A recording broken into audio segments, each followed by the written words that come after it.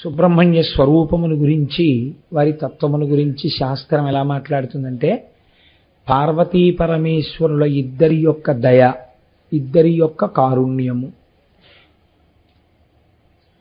ఒక చోట ప్రోది చేస్తే, ఒక చోట ముద్ద చేస్తే అది ఏ సుబ్రహ్మణ్యుడు.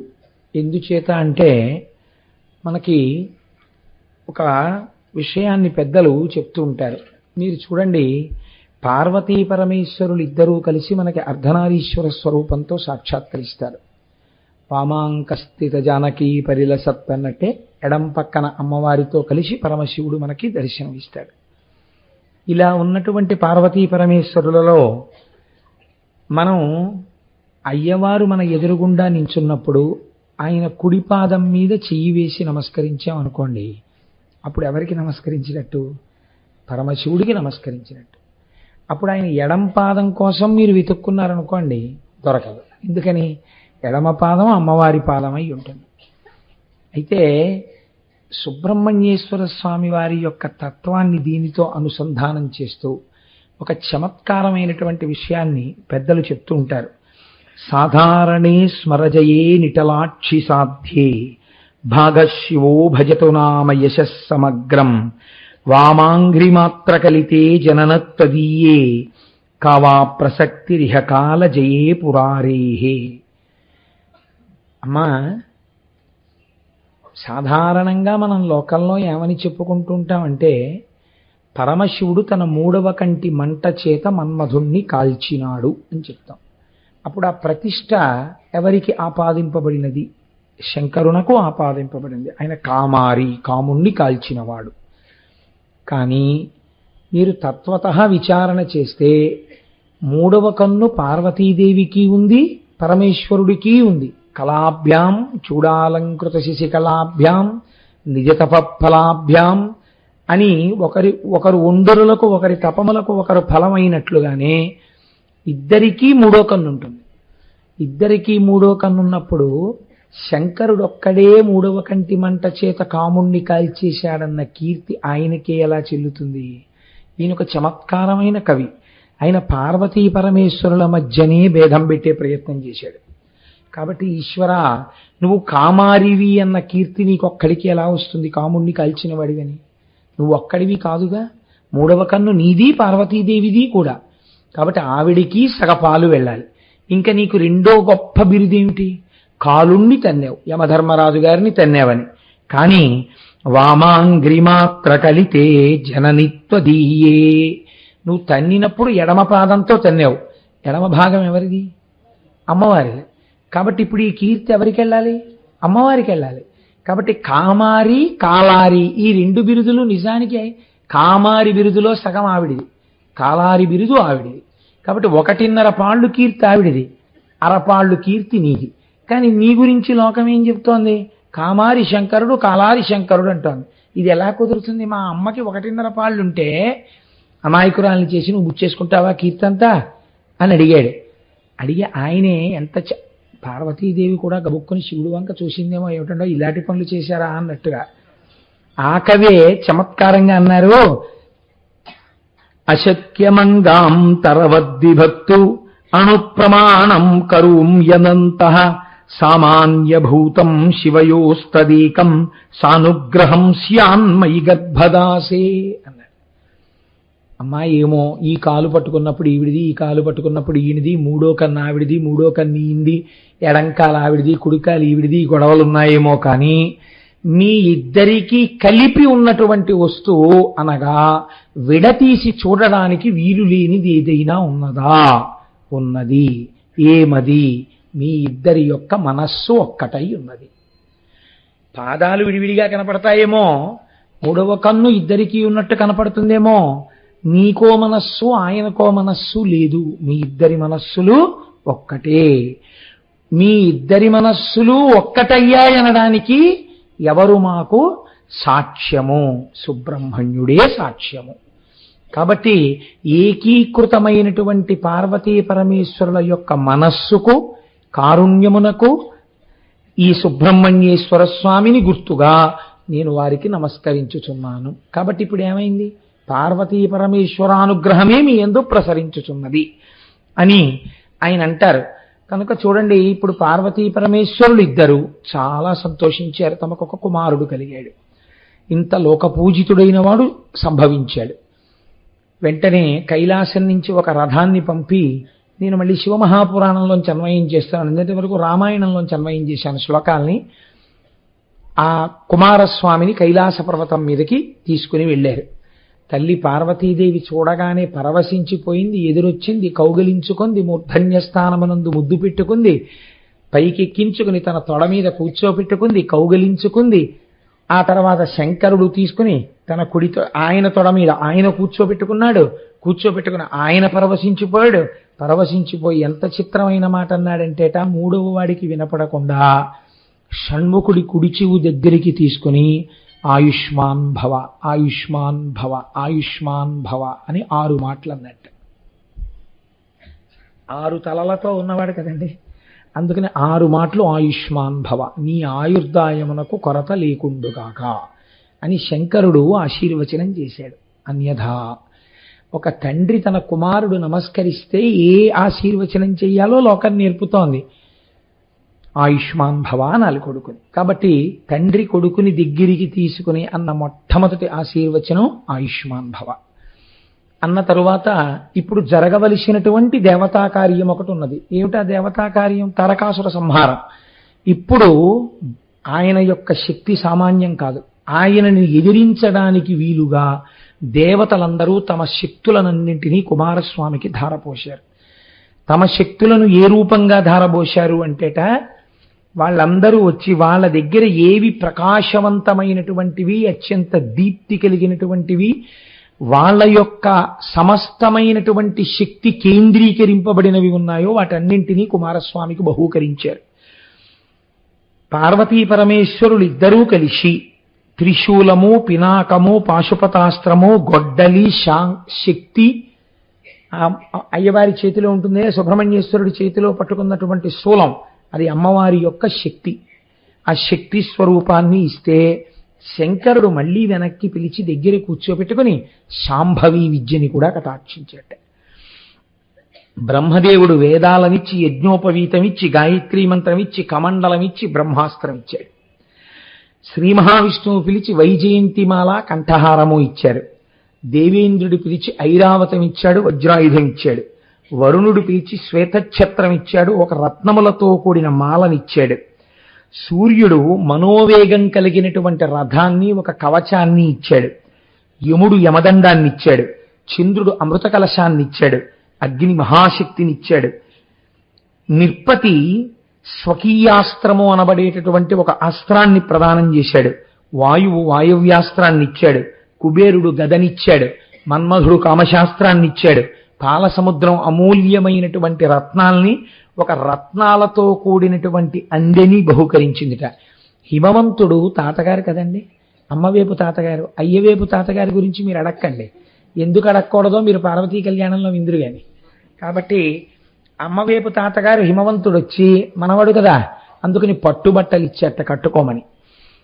గరుత్మంతుడు చిత్రబర్హణుడు అనబడేటటువంటి ఒక నెమలి, ఆయన కొడుకే అంటారు, గరుత్మంతుడి కొడుకే చిత్రబర్హణుడు అని.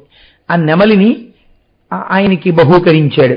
అలాగే అరుణుడు తామ్రచూడు అనబడేటటువంటి ఒక కోడి పుంజును బహూకరించాడు. అదే కుక్కుట ధ్వజం ఆయన యొక్క పతాకం మీద ఉంటుంది. పార్వతీదేవి మళ్ళీ పిలిచి ఒక గొప్ప చిరునవ్వును కానుకగా ఇచ్చిందిట. అందుకే మీకు సుబ్రహ్మణ్యేశ్వర స్వామి స్వరూపాలు ఎక్కడా కూడా ఇలా మూతి ముడుచుకొని ఉండవు, చక్క చిరునవ్వు నవ్వుతూ ఉంటాయి. అమ్మవారు చిరునవ్వుని ఇచ్చిందిట. ఎంత గొప్ప విషయం అనండి. ఈ పై కానుకలన్నీ ఇవ్వచ్చేమో కానీ చిరునవ్వుని కానుకగా ఇవ్వడం అంటే చాలా కష్టం. ఒక తల్లి నా చిరునవ్వు నువ్వు తీసుకోరా అని పిల్లాడికి ఇస్తే పిల్లాడికి ఆ చిరునవ్వు అంది, వాడు అలాగే నవ్వుతూ ఉండడం చాలా అసాధారణం కదా. చిరునవ్వుని ఇచ్చిందిట. ఐశ్వర్యం ఇచ్చింది, చిరంజీవిత్వాన్ని ఇచ్చింది. లక్ష్మీదేవి సంపదనిచ్చింది, కంఠహారాన్నిచ్చింది. సావిత్రీదేవి సకల విద్యలను కూడా ఆయనకిచ్చింది.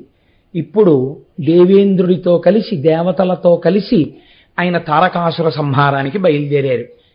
నేనైతే వ్యక్తిగతంగా ఒక మాట అనుకుంటాను, తారకాసురుడికి సుబ్రహ్మణ్యేశ్వరుడికి జరిగినటువంటి యుద్ధం గురించి 1 గంట సేపు చెప్పవలసిన అవసరం ఉందా? ఎందుకండి అది? ఆయన పుట్టిందే ఆయన్ని చంపడానికి. మహా అయితే ఏం చేస్తాడు? కాసేపు నించుంటాడు యుద్ధంలో, ఏదో ఆస్త్రం వేస్తాడు, ఈ బాణం వేస్తాడు, ఆ కత్తి సురుతాడు, ఈ డాలెడ్డెట్టుకుంటాడు, ఆఖరికి ఏమవుతాడు? మరణిస్తాడు. అంతే కదండి. దానికి ఎందుకు ఆ యుద్ధం? దాన్ని వర్ణించడం వల్ల తత్వతః మనకి కలిగేది ఏమైనా ఉంటుందా? ఏముండదు. దానికన్నా సుబ్రహ్మణ్య స్వరూపాన్ని అర్థం చేసుకుంటే మనం ఆయన యొక్క అనుగ్రహాన్ని పొందుతాం. కాబట్టి ఒక్క మాటలో తేల్చేయాలంటే దేవసైన్యంతో కూడి వెళ్ళినటువంటి వాడై దేవసేనానిగా తారకాసుర సంహారం చేసేసాడు. తారకాసురుడు సంహరింపబడ్డాడు. లోకాలన్నీ ఎంతో మురిసిపోయి సంతోషంగా తిరిగి కైలాస పర్వతాన్ని చేరుకున్నాడు. అక్కడతో తారకాసుర సంహారం అయిపోయింది. అయితే చిత్రం ఏమిటంటే పరమశివుడికి జ్యోతిర్లింగాలు ఉన్నాయి. పరమశివుడికి జ్యోతిర్లింగాలు ఉన్నప్పుడు ఒక్కొక్క చోట ఆయన ఒక్కొక్క జ్యోతిర్లింగంగా వెలయడంలో ఆయన ఒక్కొక్కసారి ఒక్కొక్క రకమైన కారుణ్యమనబడేటటువంటి విభూతిని వెలజల్లాడు. కానీ సుబ్రహ్మణ్యుడి జీవితంలో మీరు వేరు చేసి చూపించలేని విధంగా షణ్ముఖుడై 6 ముఖములున్నటువంటి సుబ్రహ్మణ్యేశ్వర స్వామికి ద్రవిడ దేశమునందు అనగా తమిళనాడులో 6 క్షేత్రములతో ఆయన జీవితంతో ఒక గమ్మత్తైన సంబంధం ఉంది. ఒక్కొక్క చోట ఆయన ఒక్కొక్కలా ఉన్నారు. ఒక్కొక్క చోట జరిగినటువంటి విశేషం శాబ్దికంగా అంటే శబ్దస్వరూపంతో ఆనాటి నుంచి ఈనాటి వరకు ఏనాటి వరకు కాపాడుతూ మీకు మాకు మనకి రక్ష ఇవ్వగలిగినటువంటి అత్యద్భుతమైనటువంటి స్తోత్రములే బయటికి వచ్చాయి.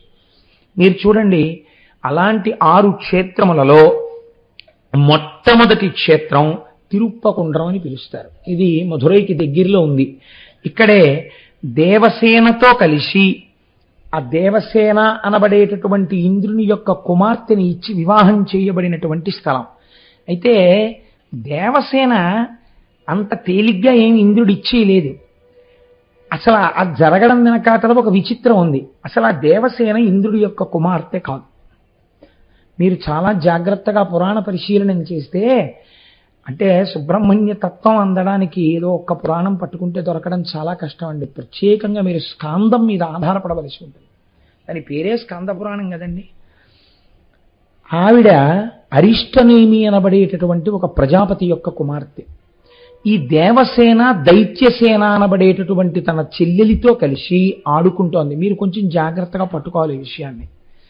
దేవసేన తన చెల్లెలైన దైత్యసేనతో కలిసి ఆడుకుంటోంది. ఒక రోజున ఆడుకుంటుంటే అక్కడికి ఒక రాక్షసుడు వచ్చి ఈ దేవసేనని భయపెట్టి ఎత్తుకుపోయే ప్రయత్నం చేశాడు.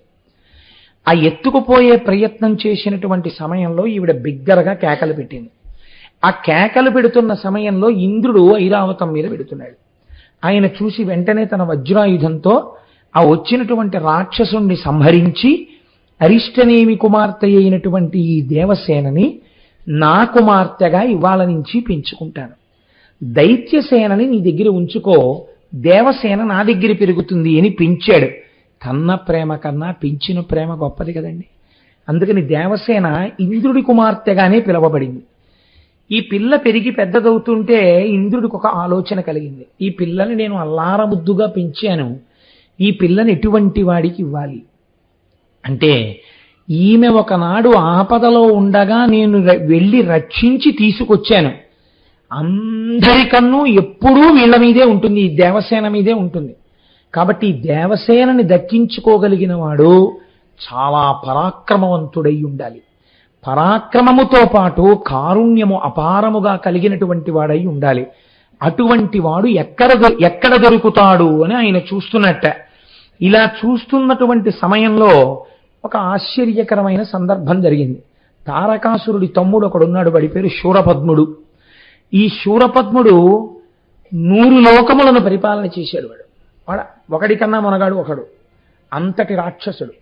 తారకాసుర సంహారం అయిన తర్వాత ఈ శూరపద్మ సంహారం కూడా జరగవలసి వచ్చింది. అప్పటి వరకు అసలు సంహరించగలిగినటువంటి వీరుడు లోకంలో లేడనుకుంటున్న తరుణంలో కుమారస్వామి వెళ్లి శూరపద్ముణ్ణి సంహరించిన తరువాత దేవేంద్రుడికి ఆశ పుట్టింది. నా కుమార్తెకి ఇలాంటి వాణ్ణిచ్చి వివాహం చెయ్యాలి అని వెళ్ళి కుమారస్వామిని వేడుకుని తన కుమార్తె అయినటువంటి దేవసేననిచ్చి వివాహం చేసినటువంటి స్థలం ఏదుందో దాన్ని తిరుప్పకుండ్రం అని పిలుస్తారు. అయితే ఇక్కడ ఒక చమత్కారం ఉంది. దీని ఆంతరమైన విషయాన్ని నేను మీకు చెప్తాను. దాని తత్వ పరిశీలనమేమో మనం చూద్దాం. కానీ తిరుప్పకుండ్రంలో ఒక విషయం చెప్తారు.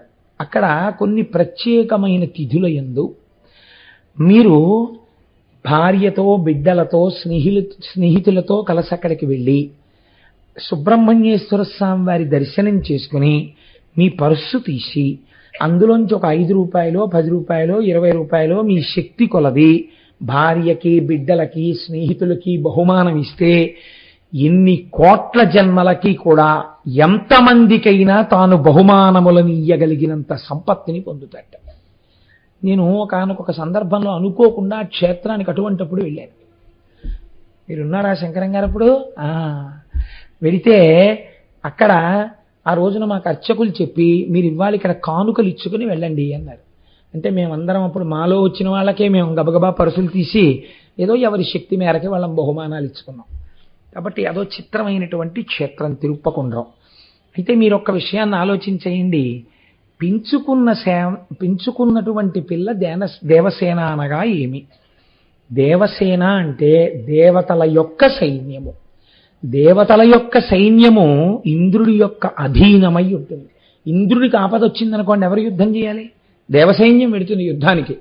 దేవతా సైన్యమంతా ఇంద్రుడి యొక్క అధీనమునందుండును. బాహ్యార్థం.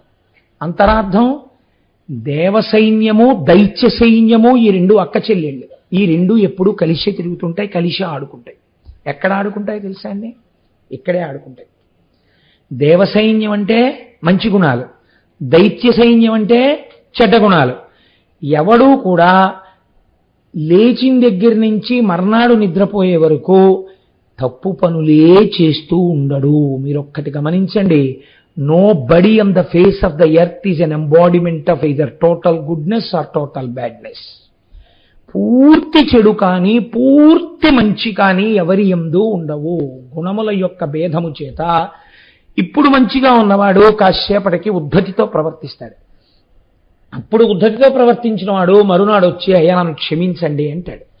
కాబట్టి గుణముల చేత రాగద్వేషములు ఏర్పడుతూ ఉండడం, కోపం వస్తూ ఉండడం ఇవి జరుగుతుంటాయి. కాబట్టి కాసేపు ప్రశాంతంగా ఉండడం, కాసేపు అల్లరపడుతూ ఉండడం, కాసేపు మంచి పని చేస్తూ ఉండడం, కాసేపు చెడ్డ పని చేస్తూ ఉండడం, కాసేపు స్వామివారి దర్శనానికి వెళ్ళామని వెంకటాచలం వెళ్ళడం, తీరా వెళ్ళిన తర్వాత అవకాశం వచ్చింది కదా అని సెక్యూరిటీ గార్డు చూడకపోతే దొంగదారిలో మళ్ళీ కలిసిపోయి రెండో మాట దర్శనానికి వెళ్ళడం. ఏమిటో పని అక్కడ? అంటే రెండో మాట దొంగతనంగా దర్శనానికి వెడితే వెంకటేశ్వరుడికి తెలియదా? కాబట్టి ఇవన్నీ ఏమిటి? మంచి ఉంది, చెడు ఉంది, అందులో రెండు ఉన్నాయి. అలా దేవసైన్యము దైత్య సైన్యము కలిసి ఆడుకుంటూ ఉంటుంది. కానీ రాక్షసుడి కన్నెప్పుడు ఎవరి మీద ఉంటుంది? దేవసైన్యాన్ని ఎత్తుకుపోదామని ఉంటుంది. ఎందుకని అంటే ఇక్కడ ఉన్నటువంటి మనస్సుందే, ఇది సాధారణంగా బోధ ఎప్పుడు ఎటువైపు చేస్తుందంటే లొంగిన మనస్సు వేరు, దానికి సాధన అవసరం. నేను మామూలు స్థితిలో ఉన్న మనిషి గురించి మాట్లాడుతున్నాను. శరీరము యొక్క సుఖం గురించే మనస్సు ప్రబోధం చేస్తుంది. ఇది సుఖంగా ఉంచు, దీనికి బాగా అన్నం పెట్టు, ఏదో హాయిగా సరదాగా తిరుగు, ఏమిటి ఉపన్యాసాలు ఏమిటి, ఈ కూర్చోవడం ఏమిటి, ఎందుకు వచ్చిన దీక్షలు, హాయిగా ఏదో అందరిలా సంతోషంగా తిరక్క, ఎందుకు వచ్చిన అల్లరి ఇదంతాను అని ఏదో శరీరముతో సుఖపడమని ఎప్పుడూ కూడా దైత్య సైన్యము ద్వారా మనని ఆకట్టుకునే ప్రయత్నం రాక్షసుడు చేస్తాడు. కాబట్టి దైత్య సైన్యం వైపు ఎత్తుకుపోడైన అది ఉంచుతాడు. ఏది ఎత్తుకుపోవాలి? దేవసైన్యాన్ని ఎత్తుకుపోవాలి. ఏదైనా ఒక్క మంచి అలవాటు ఉందనుకోండి, ఎంత తొందరగా వదిలిపెట్టేద్దామా అని ఆలోచించే దేని గురించి అంటే దాని గురించి. మీరు చూడండి, ఎప్పుడైనా కాంప్రమైజ్ అయిపోతే దేని విషయంలో అంటే ఇవాళ పూజ కుదరదండి, ఫోన్లండి లఘువుగా చేసేద్దాం, శ్రీరామ రామ రామేతి రమే రామే మనోరమే, విష్ణు సహస్రం అక్కర్లేదు, ఇచ్చేసేస్తే సరిపోతుంది. కాబట్టి ఇవాళ కుదరదులేండి, సంధ్యావందనం లేదు, ప్రాయశ్చిత్త సులభం. కాబట్టి ప్రతిదానికి కూడా సులభం ఏది? ఇదే. మిగిలింది అది టిఫిన్ మానేస్తాడు అనుకుంటున్నారండి మీరు? ఏం మాండవు, తింటాడు. కాఫీ అస్సలు మాండవు, ఏది మాండవు. ఒకవేళ తీర్థయాత్రకి వెడుతున్నా 9 గంటలకు అందేటట్టు బస్సులోకి టిఫిన్ ప్యాకెట్లు కట్టించుకుని ఎక్కవలసిందే తప్ప అది వదిలేసి ఎక్కుతాయేంటి? అది వదిలేసి ఎక్కం. కాబట్టి ఏదైనా ఒక్క మంచి గుణం ఉంటే ఆ మంచి గుణాన్ని ఎత్తుకుపోవడానికే చూస్తుంది. కాబట్టి దేవసైన్యము ఎత్తుకుపోబడుతోంది.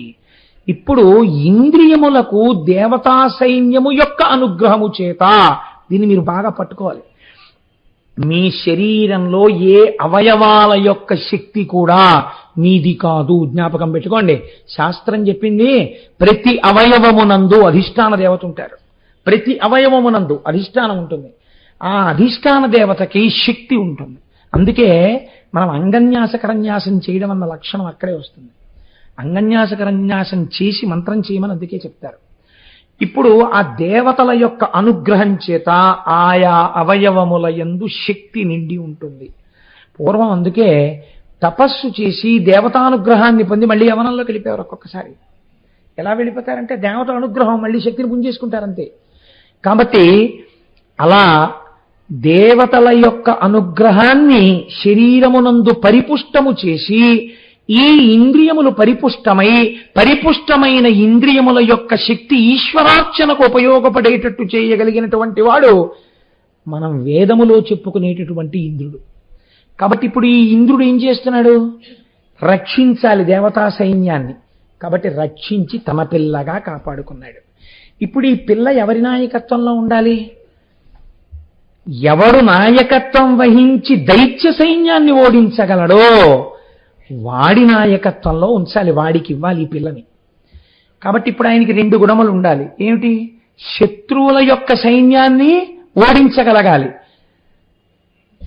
దానితో పాటుగా అపారమైన కారుణ్యమున్నవాడై స్మరించినంత మాత్రం చేత భక్తులకు అనుగ్రహించగలిగిన వాడై ఉండాలి. ఈ 2 లక్షణాలు ఇంద్రుడు ఎంచుకున్నాడు. ఇప్పుడు శూరపద్మ సంహారం చేస్తే ఇప్పుడు కుమారస్వామి యందు ఈ లక్షణాలు ఉన్నాయి అన్నాడు. ఏ లక్షణాలు? శత్రు సైన్యాన్ని పరిమార్చగలడు. ఆంతరమునందు లోపల కామక్రోధ లోభమద మోహమాత్సర్యములనేటటువంటి 6 దుర్గుణములు పెరిగితే 6 ముఖాలున్న వాడి పాదాలు పట్టుకోవాలి. పట్టుకుంటే ఆయన ఏం చేస్తాడు? ఈ 6 దుర్గుణములను పరిమారుస్తాడు. మీ అంత మీరుగా మంచివాడైపోదామంటే కుదరకపోవచ్చు. మళ్ళీ మళ్ళీ బోధ చేసి మిమ్మల్ని కిందకి లాగేయచ్చు. నీ అంత నీవుగా గెలుచుకోలేనటువంటి నీ దుర్గుణములు నిన్ను అలాగే పడగొట్టేస్తున్నాయి. హృదయ గుహలోకి నువ్వు వెళ్ళలేకపోతున్నావు. నీవు వృద్ధురాలవైపోయిన ఉడుము వంటి వాడవు. ఇప్పుడు నీకేం కావాలి? నీ అంతట నీవుగా దుర్గుణములను గెలవలేనప్పుడు, తత్వపరిశీలనం చేసుకోలేనప్పుడు, గుణములను గురించి తెలుసుకోలేనప్పుడు ఈశ్వరుని పాదముల యందు ప్రణిపాతం చేసి శరణాగతి చెయ్యి. అటువంటి పరబ్రహ్మమెవరు? మిమ్మల్ని తొందరగా కారుణ్యమును వర్షించి లోపల మంచి గుణములను ప్రోధి చేయగలిగిన వాడు, రాక్షస గుణములను తరిమి కొట్టగలిగిన వాడు ఎవరని నిర్ణయించబడ్డాడు? దేవసేన యొక్క భర్తగా కుమారస్వామి నిర్ణయింపబడ్డాడు. కాబట్టి ఇప్పుడు మీకు మంచి గుణములు కలగాలంటే మీరు ఎవరి పాదములు పట్టుకోవాలని శాస్త్రం చెప్తున్నట్టు? కుమారస్వామి యొక్క ఆరాధనము చేసి తీరవలే, సుబ్రహ్మణ్యానుగ్రహమును పొంది తీరవలే. కాబట్టి ఇంద్రుడు దేవసేన అనబడేటటువంటి తన కుమార్తెను మహానుభావుడైనటువంటి కుమారస్వామికిచ్చి వివాహం జరిపినటువంటి పరమ పవిత్రమైన స్థలమేదో దానికి తిరుప్పకుండ్రం అని పేరు. కాబట్టి మనం ఆ క్షేత్రాన్ని తప్పకుండా దర్శనం చెయ్యాలి. ఎందుచేత దర్శనం చెయ్యాలి అని మీరు నన్ను అడగచ్చు. ఏమంటే దర్శనం చేసినంత మాత్రం చేత మాకు ఈ లక్షణం ఎలా కలుగుతుంది అంటే, భగవంతుడు అంతటా ఉన్నాడు లేడని మీరు అనగలరా? అంతటా ఉన్నాడు. మన శాస్త్రం అదే కదండి చెప్తుంది. వేదమే ప్రమాణం మనకి. ఎక్కడున్నాడు భగవంతుడు? అంతటా నిండి నిబిడీకృతమై ఉన్నాడు. శంకరాచార్యుల వారిని ఒక ఆయన అడిగాడు, భగవంతుడు ఎక్కడున్నాడు అని అడిగారు. అడిగితే శంకర్లు అన్నారు, నీ ప్రశ్న తప్పు. భగవంతుడు ఎక్కడ లేడని నువ్వేమైనా అడగలవా అని అడిగారు. ఎక్కడ ఉన్నాడని అడుగుతాయంటే అంతటా ఉన్నాడు. దానికి జవాబు ఏమిటి? ఇంకా ఎక్కడన్నా లేడా అని అడుగు. లేని చోటు లేదని చెప్పవలసి వస్తుంది జవాబుగా. కాబట్టి ఇప్పుడు అంతటా ఉన్న ఈశ్వరుడు ఉంటే మరి అయ్యప్ప స్వామికి ఇక్కడ గుడి ఎందుకండి? అలా వెళ్ళేటప్పటికి వెంకటనగర్లో శివాలయం, వెంకటేశ్వర స్వామి గుడి ఎందుకు? ఇలా వెడితే భానులింగేశ్వరాలయం ఎందుకు? ఆయన ఎవరో అన్నాడు, ఒక గడుసు కవి, ఇంతమంది అమ్మ తల్లులు ఇన్ని దిక్కులుండగా పంట చేను కాపలాకు నేను ఎందుకో అన్నాడు. అలాగా చిత్రమే కదా. ఇన్ని దేవాలయాలు ఎందుకు మరి అన్ని చోట్ల ఈశ్వరుడు ఉంటే అంటే వెలుతురు గదంతా ప్రసరిస్తున్నా వెలుతురు ప్రధానంగా ప్రసరింపబడుతున్న లైట్ ఉన్న ప్రదేశం ఒకటి ఉందిగా, అక్కడి నుంచేగా ప్రసరింపబడుతోంది. అంతటా ఈశ్వరుడున్న భాగవతుల ప్రార్థన చేత ఈశ్వర శక్తి ఒక చోట పొటమరించి ప్రకాశించినది. ఇదే వేదాహమేతం పురుషం మహాంతం ఆదిత్య వర్ణం తమసస్తు పారే సర్వాణి రూపాణి విచిత్ర ధీర నామాని కృత్వాభివదం యదాస్తే అది పురుష సూక్తం. ఒక్కొక్క మహానుభావుడు నేను ఈశ్వరుణ్ణి ఇలా చూడకుండా ఉండలేనని చేసినటువంటి ప్రార్థన చేత పరమశుడైన పరమాత్మ ఒక రూపమును దాల్చి ఒక చోట సాకారముగా వెలిసినాడు. కాబట్టి ఇప్పుడు దేవాలయం అన్నది వచ్చినది. అలా మీరు ఇంత పరమ పవిత్రమైన స్థలంలో కాలు పెట్టడమే చాలా గొప్ప పుణ్యంగా స్వీకరింపబడుతుంది. ఇప్పుడు ఈ పుణ్యం ఏమవుతుంది? మీ యందు దేవసేన అవుతుంది. కనుక ఈ క్షేత్రములను చూసి తీరవలసినదే. తమిళనాట అయితే ఏమంటారో తెలుసా అండి? వీటిని క్షేత్రములని పిలవరు. వాళ్ళంటారు షణ్ముఖుడి ఆరుముఖాలు అంటారు. షణ్ముఖుడి ఆరుముఖాలే అవి అంటారు. వాళ్ళు ఒక చిత్రమైన పేరుతో పిలుస్తారు. తిరుప్పై వీడ ఏదో ఉంది దానికి ఆ పేరు. అనగా షణ్ముఖుడి ఆరుముఖాలు చూశావా? ఆరుముఖాలు చూడడం అంటే ఈ 6 క్షేత్రాలు చూశావా? 6 క్షేత్రాల్లో మీరు ఒక్కొక్క క్షేత్రానికి వెళ్ళినప్పుడు ఏది మీ యందు బలమైనటువంటి ఆసురీ గుణం ఉందో దాన్ని ముందు ఈశ్వరుడు తీసేస్తాడు. కామానికి ఈ క్షేత్రం, క్రోధానికి ఆ క్షేత్రం, అలా ఏం ఉండదు. మీరు ఏ క్షేత్రానికి వెళ్ళండి దాన్ని ఈశ్వరుడు తీసేస్తాడు. మనకి శాస్త్రమునందు చాలా చిత్రంగా ఉంటుందండి స్థితి. ఒక మహానుభావుడు దేవాలయ నిర్మాణం చేస్తుండేవాడు. వారు నాకు జ్ఞాపకం ఉన్నంత వరకు వారి పేరు పశుపతి నాయర్. ఆయన దేవాలయాలు కడుతుంటే విపరీతమైన కోపం ఆయనకి. ఈ కోపం నేను గెలవలేనా అని అడిగారు ఆయన. అడిగితే తమిళనాట ఒక ప్రత్యేకమైన ప్రదేశం ఉంది, అక్కడ మీరు ఒక శివాలయాన్ని పునర్నిర్మాణం చేయండి అన్నారు. ఆయన పునర్నిర్మాణం చేసి రథోత్సవం చేస్తున్నారు. రథోత్సవం చేస్తూ రథం లాగుతున్నారు. లాగుతుంటే రథం ఓ చోటుకి వెళ్ళిన తర్వాత ఆగిపోయింది, కదలలేదు. కదలకపోతే అన్నారు, కొత్తగా రథోత్సవం మొదలు పెట్టాం కదా, బలి ఇవ్వలేదు, ఇక్కడ బలి ఇవ్వాలన్నారు. అంటే ఆయన అన్నారు, ఎవరిని బలి ఇవ్వను, అంతటా ఈశ్వరుడు, ఈశ్వరుడు బలి ఎందుకు అడుగుతాడు?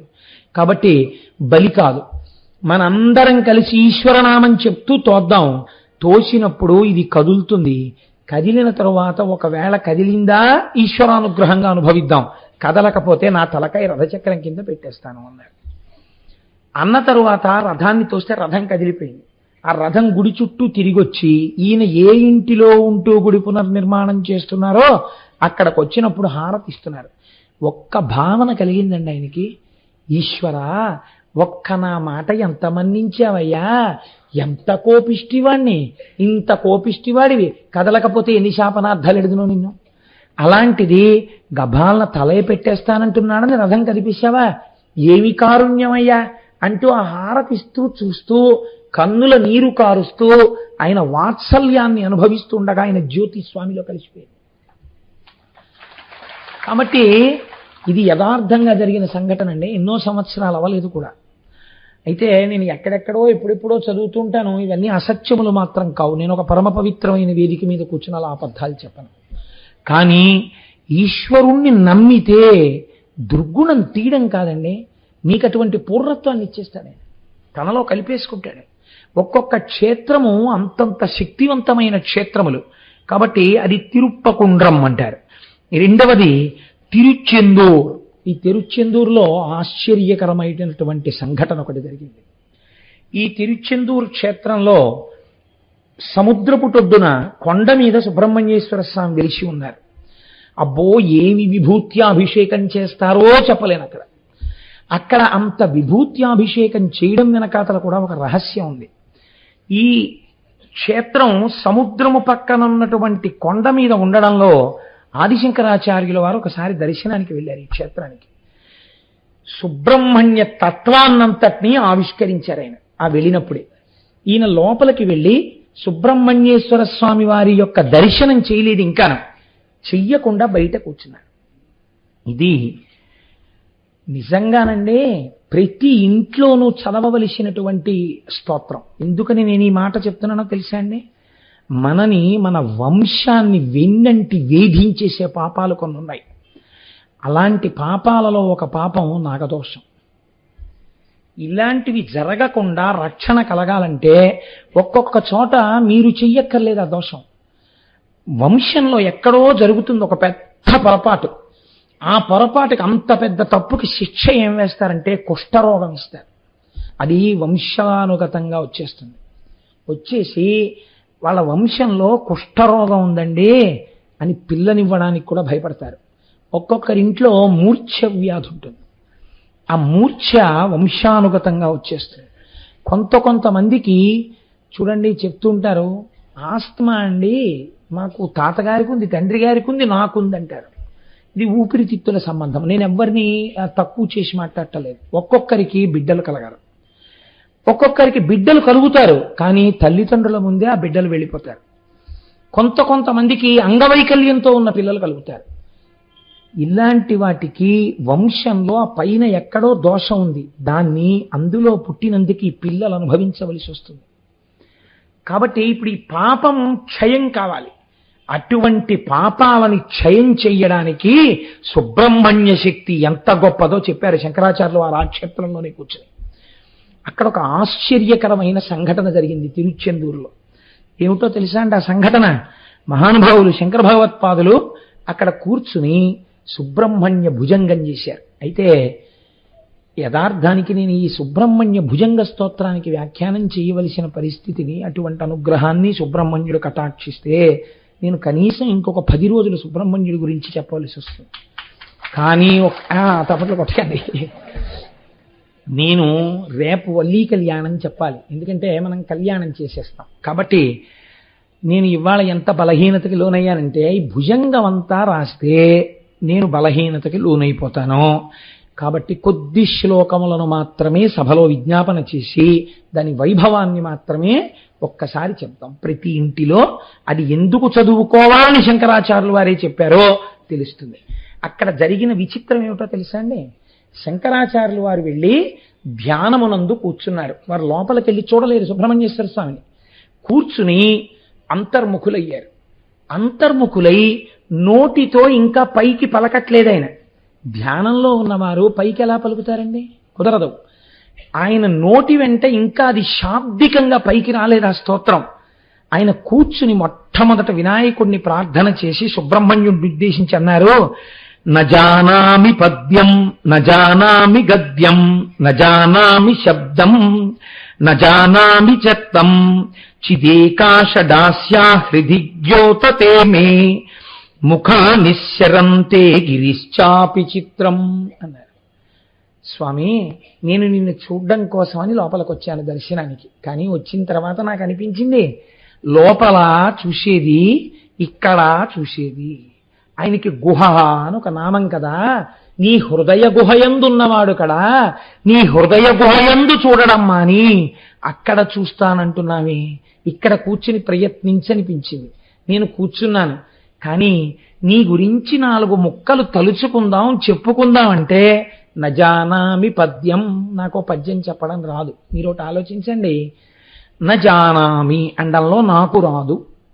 ఇప్పుడు నిజంగా ఈ మాట శంకరాచార్యులు వారు అనొచ్చా? ఇటువంటి మహానుభావుడండి శంకర భగవత్పాదులంటే. ఆయన నోటిలోంచి వచ్చిన సంస్కృతం కొత్త అందాలు సంతరించుకుంది. అంతటి మహాపురుషుడు శంకరులంటే. శంకరులు ఎప్పుడు చెప్పినా ఇలాగే చెప్తారు. ఎందుకు చెప్తారో తెలుసా అండి? ఇది గురువు యొక్క కారుణ్యము. ఇది జగద్గురువుల కారుణ్యం అంటే. నేను ఇవాళ చెప్తున్నాను, రేపు బిడ్డలు చెప్పుకోవాల్సి వస్తే. కాబట్టి నేను చెప్పేది వాళ్ళ నోటి వెంట పలకడానికి యోగ్యంగా ఉండాలి. కాబట్టి నజానామి పద్యం, నాకు పద్యం చెప్పడం రాదు. ఇప్పుడు ఎవరనాలి ఈ మాట? మనందరం అనాలి. నజానామి గద్యం, పోనీ వాక్యాలు చెప్పగలవా? అది రాదు, భ్రంశం అయిపోతాయి మాటలు. ఎవరు చెప్పుకోవాలి ఇది? స్వామి దగ్గరికి వెళ్ళి ముందు మీరు ఒకటి తెలుసుకోండి, నాకేం కావాలో అడగడానికి నాకు పద్యం చెప్పడం రాదు, నాకేం చెప్పాలి, నాకేం అడగాలో చెప్పడానికి నాకు గద్యం చెప్పడం రాదు. పోన్లే, ఇవేం వద్దు. మంచినీళ్ళో అతో పిల్లాడిని చూపించి ఇలాంటి పిల్లాడు కావాలనో అలా ఏమైనా శబ్దం చేయగలవా? ఏం వద్దు. కొడుకు కొడుకు అనో, అత రోగం రోగం అనో ఏదైనా అంటావా? ఓ మాట అంటావా? నజానామి శబ్దం, అసలు అలా ఉచ్చరించడం నాకు రాదు, నీ దగ్గరికి వచ్చి కూర్చొని ఒకటి అనబోయి ఒకటి అంటాను. కాబట్టి నాకు నజానామి శబ్దం, నాకు అది రాదు. ఈశ్వర, మరి ఏమీ రాకపోతే ఇక్కడ ఎందుకు కూర్చున్నావు? నేను ఇలా కూర్చుని కళ్ళు మూసుకున్నాను. 6 ముఖాలతో ఉన్నటువంటి మత్సలేని చందమామ వంటిది మీ అమ్మ పార్వతీదేవి. మీ అమ్మ సౌందర్యాన్ని పుణికి పుచ్చుకుని 100 చంద్రులు మత్సలేని వాళ్ళు 6 ముఖాలతో ప్రకాశిస్తే ఎలా ఉంటుందో అటువంటి రూపము నాకు ఇక్కడ కనపడింది. ఆ షడాస్య, ఆ 6 ముఖాలు ఇక్కడ చూసేటప్పటికీ నేను కాదు పలుకుతున్నవాడిని. నా జానామి పద్యం, నాకు రాదు. నాకు తెలియకుండా నా నోటి వెంట భుజంగ స్తోత్రం బయటికి వస్తోంది. ఈ భుజంగం చాలా కష్టం రచన చేయడం. అటువంటి భుజంగం పైకి వస్తోంది. ఇప్పుడు ఇది ఎవరికి పలుకుతున్నట్టు? నువ్వు పలుకుతున్నట్టు. ఇది నువ్వు పలుకుతున్న నీ స్తోత్రం. నేను నిమిత్తం అయ్యాను. నన్ను పనిముట్టు చేసుకుని నువ్వు లోకానికి ఏదో చెప్పాలనుకుంటున్నావు. కాబట్టి ఈశ్వర, నీ దర్శనము నాకు ఇచ్చి నా చేత నువ్వు పలికిస్తున్నావు. ఇది శంకరాచార్యుల వారి వినయం. సౌందర్యలహరిలో కూడా ఇలాగే మాట్లాడతారు ఆయన. అని ఆయన అన్నారు, మయూరాధిరూఢం మహావాక్య గూఢం మనోహారి దేహం మహాచిత్త గేహం మహీదేవదేవం మహాదేవ భావం మహాదేవ బాలం భజే లోకపాలం అన్నారు. ఈశ్వర, మీరు ఎటువంటి వారో తెలుసా? మయూరాధిరూఢం, మీరు నెమలి వాహనం మీద తిరుగుతూ ఉంటారు. ఈ నెమలి ఏమిటో, చిత్రపరహనుడు ఏమిటో మీకు విజ్ఞాపన చేస్తాను. 2 అర్థముల చేత నెమలి గురించి చెప్తారు. ఒకటి, మయూరాధిరూఢం, నెమలి మీద కూర్చోవడము అంటే అస్కలిత బ్రహ్మచర్యము. ఆయన ఎన్నడూ బ్రహ్మముగా ఉండువాడు. అందుకే కుండలిని శక్తికి సుబ్రహ్మణ్యుడు ప్రతీక. ఆయన ఎప్పుడు లోపల అగ్నిస్వరూపుడై ఆ షట్చక్రముల మధ్యలో సుషుమ్నా మార్గంలో ప్రవర్తిస్తూ ఉంటాడు. కనుక మయూరాధిరూఢం కాదు. 2వ అర్థం, ఈశ్వరుణ్ణి భరిస్తున్నటువంటి వాహనము ఏదైనా వేదమే. వేదమే ఈశ్వరుణ్ణి ప్రతిపాదిస్తుంది శబ్దరూపంలో ప్రమాణమై. కాబట్టి ఇక్కడ మయూరమనగా వేదమే. వేదమే ఈశ్వరుణ్ణి వహించుచున్నది కనుక వేదము కాదు. ఇంకొక అర్థం, నెమలికి ముడుచుకునుండునదేది, విప్పేది ఏది? పింఛం. బర్హి పింఛావ చూడాంగం కృష్ణం వందే జగద్గురుం అని ఆయన కూడా నెమలిక పెట్టుకుంటారు. ఇక్కడ నెమలి ఏం చేస్తుంది? తన ఈకలన్నింటినీ ఇలా మూసేస్తుంది. మూసేస్తే ఓ పెద్ద తోకలా తయారవుతుంది. అసలు నిజానికి మీరు నెమలిని ఎప్పుడైనా చూస్తే ఏమనిపిస్తుందో తెలుసా అండి? అసలు ఈ నెమలికి ఇంత పెద్ద ఈ ఈకలతో కూడిన పింఛం చాలా బరువేమో అనిపిస్తుంది. ఇంత కట్ట ఉంటుందండి, ఈడుచుకుపోతుంటుంది. ఏమిట్రా ఇది ఇలా కట్టేసినట్టు, ఏదో చీపురు పుల్లల తెల్ల పుల్లలతో చివర మాత్రమే కనపడతాయి, మీకు మామూలుగా ఏం కనపడదు. పెద్ద పింఛం అలా మూసేసినప్పుడు ఏం అందం ఉండదండి. అందం ఎప్పుడో తెలుసా అండి? మీరు అలా విప్పేసిన నెమల్ని చూస్తే నేను ఒప్పుకోనండి అందం అంటే. అలా చెప్పి ఏమన్నా అందం అండి అంటే నేనేం సిద్ధంగా లేను అలా అంగీకరించడానికి. అందం ఏమిటో తెలుసా అండి? మయూరం యొక్క అందం. మయూరము యొక్క అందమును మీరు ఎప్పుడు అనుభవించగలరంటే, ఎండాకాలం అంతా వెళ్ళిపోయిన తర్వాత వర్షాకాల ప్రారంభ సమయంలో ఆకాశం అంతా నల్లటి మబ్బు పట్టేసి ఒక్కసారి గాలి ధూళి వేస్తుంది. ఇంకా ఇంతంత చినుకులు టప్ టప్ టప్ అని పడ్డానికి సిద్ధంగా ఉంటాయి. సిగ్నల్ రెడ్ లో ఉన్నా సరే స్కూటర్లు వెళ్ళిపోతుంటాయి, ఇంకా తొందరగా ఇంటికి వెళ్ళిపోతాం తడిసిపోతామని. ఇలాంటి వాతావరణంలో దుమ్ము రేగుతుంటుంది. ఇప్పుట క్రేంఖణం చేస్తున్నప్పుడు అది ఆ రవం చేసి అటు ఇటు చూసి మురిసిపోయి అడుగులేస్తుందట. ముందు నాట్యం చేస్తుంది. నెమలి నాట్యం చేశాక అప్పుడు తన యొక్క పింఛాన్ని పైకెత్తుతుంది. అప్పుడు చూడాలన్నాం. అది గభాలన విప్పదు. ఇలా ఉన్నటువంటి ఈ తోకని ఇలా పైకెత్తుతుంది ముందు. అసలు మీరు దీన్ని చూడాలంటే తెల్లవారకట్ట వెళ్ళిపోయి వేదం జరుగుతున్నప్పుడు రమణ మహర్షి యొక్క ఆశ్రమంలో భగవాన్ రమణులు శరీరం విడిచిపెట్టినటువంటి గదికి దగ్గరలో ఎక్కడైనా కూర్చుంటే ఆ పైన తిరుగుతుంటాయి నెమళ్ళు. మీరు చూడండి, అది ఇలా పైకెత్తుతుంది. ఎత్తి ఒడిచిపెడుతుందని మీరు అనుకుంటున్నారా? ఎన్ని చిన్నెలు చేస్తుందో తెలుసా అండి? మధ్యలోకి సొట్టొచ్చేలా తిప్పుతుంది. ఆ తర్వాత ఇవన్నీ ఇలా వంగేటట్టుగా తిప్పుతుంది. ఆ తర్వాత విప్పడం మొదలెడుతుంది. విప్పడం మొదలెడితే విసినికర్రలు ఉంటాయే, ముడుచుకున్న విసినికర్రలు ఇలా విప్పుతుంటారు మన వాళ్ళు. అలా విప్పుతుందండి. ఈ కింద చివర్న మొదలు పెడుతుంది. మొదలుపెట్టి ఇలా ఇలా దులిపినప్పుడు అల్లా విచ్చుకుంటుంది. విచ్చుకుని పింఛం విప్పుతుంది వెనకాల. ఇది ఎవరికి అలంకారం? నెమలికే అలంకారం. ఇప్పుడు మీరు ఈ పింఛం విప్పిన నెమలిని నెమలికంఠం అంటారు. ఆ నెమలికంఠంతో ఆ పింఛం విప్పి అడుగులు వేసి నాట్యం చేస్తూ నల్లమబ్బు పట్టిన ఆకాశాన్ని చూసి పొంగిపోయినటువంటి పింఛం విప్పిన నెమలి ఉన్నదే, అది తత్వతః స్వీకరింపబడుతోంది. మయూరాధిరూఢం. ఇందుచేత మీరు చూడండి, దేశకాల సంకీర్తనము అని పూజ ఎందుకు మాట ఉంది. ముందేం చెప్పాలంటే మీరు ఎక్కడున్నారు, ఈశ్వరుడికి తెలియదా? కాదు, మీకు తెలిసి ఉండాలి.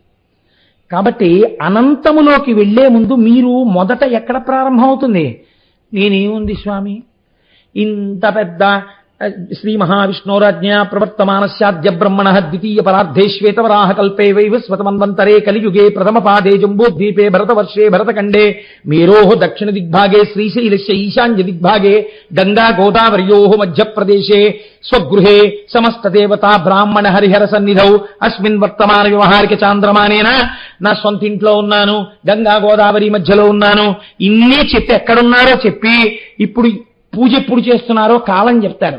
కాలం చెప్పేటప్పుడు ఒక వరుసలో చెప్తారు, మీ ఇష్టం వచ్చినట్టు చెప్పడానికి వీల్లేదు. ఎలా చెప్తారు? చెప్పేటప్పుడు శ్రీ వ్యయనామ సంవత్సరే ఉత్తరాయణే శిశిర ఋతు మాఘమాసే కృష్ణపక్షే సప్తమ్యాం వాసర భృగువాసరే శుభ నక్షత్ర శుభయోగ శుభకరణ ఏమంగళ విశేష విశిష్టాయాం. ఇప్పుడు నక్షత్రం, కరణం, యోగం ఇవన్నీ చెప్తారు, లేకపోతే లేదు శుభ శబ్దం వేసేస్తారు. 6గా 7 దాన్ని విడదీస్తారు. ఎలా? ముందు సంవత్సరంగా చెప్తారు. వ్యయనామ సంవత్సరే. వ్యయనామ సంవత్సరం ఎన్నింటితో కలిస్తే కూడిక? 2 ఆయనములు కలిస్తే. ఏమిటి ఆయనములు? ఉత్తరాయణము, దక్షిణాయనము. ఈ ఉత్తరాయణంలో మళ్ళీ ఎన్ని నెలలు ఉన్నాయి? 12 నెలలు ఉన్నాయి. 12 నెలలలో ప్రతి నెలలోనూ ఒక్కొక్క సగం సగం ఏమిటి? శుక్లపక్షం, కృష్ణపక్షం. మళ్ళీ శుక్లపక్షం, కృష్ణపక్షంలో ఒకే తిథులు మారుతాయి. మారిన రోజుకొక పేరుంది. ఆ పేరు రోజుకున్నటువంటి పేరు చెప్తారు. ఇప్పుడు మీరు ఉన్నటువంటి క్షణం ఏది ఉన్నదో అది చిట్ట చివరికి ప్రమాణముగా మీకు కనపడేది కంటికి ఎదురుగుండా ఏది? సంవత్సరముగా ప్రారంభమవుతుంది కదండి. వ్యయనామ సంవత్సరే ఒక పేరుతో ఒక సంవత్సరం. ఇప్పుడు అది తర్వాత ఎన్ని చిహ్నలు పొందింది? మారి ఉత్తరాయణం, దక్షిణాయనం అయిపోయింది, కృష్ణపక్షం, శుక్లపక్షం అయిపోయింది, నెలలు అయిపోయింది, నెలలలో మళ్ళీ పక్షాలు అయిపోయింది, పక్షాల్లోంచి తిథులు అయిపోయింది, తిథుల్లోంచి వారం వచ్చేసింది, వారంలో బలానా, కరణంలో బలానా, సమయంలో బలానా, యోగంలో నేను ఈ పూజ చేయించున్నాను అయిపోయింది. ఇదంతా కలిపి కట్టకడితే ఏమిటి? కాలమే. విప్పితే ఏమిటి? రకరకాలైన పరిధులు వచ్చాయి. అదే నెమలి యొక్క పింఛము.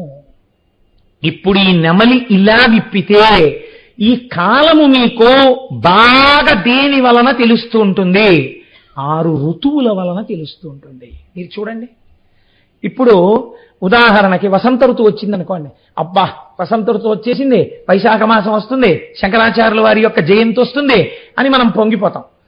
వసంత ఋతువులో లోకమంతా చాలా హాయిగా ఉంటుందని ప్రసిద్ధి. ఇప్పుడు అలా ఉండట్లేదు అనుకోండి.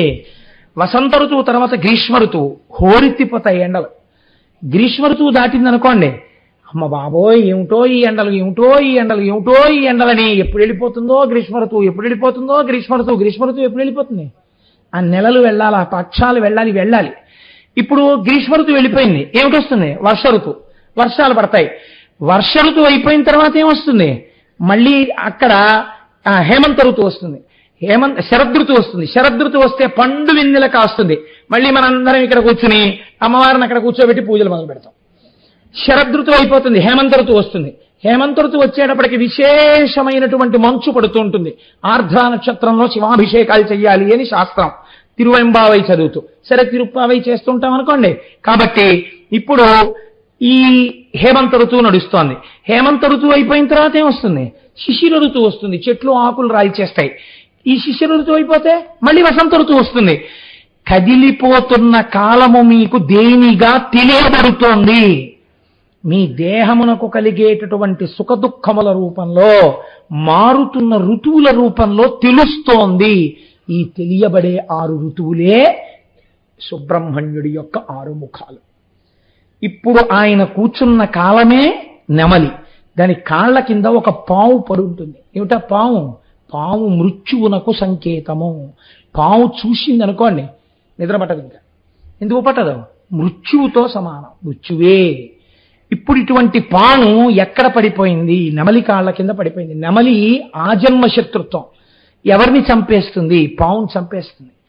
అంటే కాలమునందు పుట్టి కాలమునందు నశించిపోకుండా కాలాతీతమైన స్థితిని, మోక్షాన్ని పొందాలంటే నెమలి మీద కూర్చున్న వాడి పాదాలు పట్టుకోవాలి. కాబట్టి ఇప్పుడు ఎవరి పాదాలు పట్టుకోవాలి? సుబ్రహ్మణ్యుడి పాదాలు పట్టుకోవాలి. ఆయన పరబ్రహ్మము కనుక ఆత్మావై పుత్రనామాసి, తండ్రికి కొడుక్కి అభేదం. కాబట్టి ఇప్పుడు పరమశివుడికి సుబ్రహ్మణ్యుడికి భేదమున్నదా? తత్వతః ఉండదు, బ్రహ్మమే అయ్యుంటారు. కాబట్టి ఇప్పుడు ఈ తత్వము ఆవిష్కరింపబడడం మయూరాభిరూఢం మహావాక్య గూఢం. మహావాక్యములని మనకున్నాయి, తత్వమసి మొదలైనవి. ఇవి ఇక్కడే ఇప్పుడే ఈశ్వరుడవై ఉన్నావు అని చెప్తుంటాయి. మీరు ఆయనని తెలుసుకుంటే మీరు ఆయన అవుతారు. కాబట్టి మహావాక్య గూఢం మనోహారి దేహం. ముందు భక్తి ప్రారంభం అవ్వాలి. చూడగానే ఆ మూర్తిని మనసు పొంగిపోవాలి. అంతటి అందగాడైనటువంటి పురుష స్వరూపం సుబ్రహ్మణ్య స్వరూపం. కాబట్టి మనోహారి దేహం మహాచిత్త గేహం. ఇక్కడే ఉంటాడు స్వామి. మహాదేవ దేవం మహీదేవ దేవం. మహాదేవుడు అంటే పరమేశ్వరుడు. ఈ లోకమునందు వెలిసినటువంటి దేవాదిదేవుడు. మహావేద భావం, వేదముల చేత ప్రతిపాదింపబడినటువంటి జ్ఞానమువి. మహాదేవ బాలం, మహాదేవుని యొక్క కుమారుడవు. భజే లోకపాలం, లోకములను పరిపాలించేటటువంటి వాడివి. అటువంటి తండ్రి నీకు నేను నమస్కరించుచున్నాను. శంకరాచార్య కృతమైనటువంటి భుజంగ స్తోత్రాన్ని చదివితే ప్రతి ఇంట్లో మీరు ఎవరి దగ్గరికి వెళ్ళి ఒక కంప్లైంట్ చేయక్కర్లేదు. ఏమిటో తెలుసా అండి? మా మనస్సు ప్రశాంతంగా ఉండట్లేదండి, చాలా డిస్టర్బ్డ్గా ఉంటుంది అంటుంటారు. చిత్రం ఏమిటంటే మీరు ఏది అంగీకరించాలో అది అంగీకరించే మనస్సు ఇచ్చేస్తాడు. ఒక వృద్ధాప్యం వచ్చేసింది అనుకోండి, 80 ఏళ్ళు.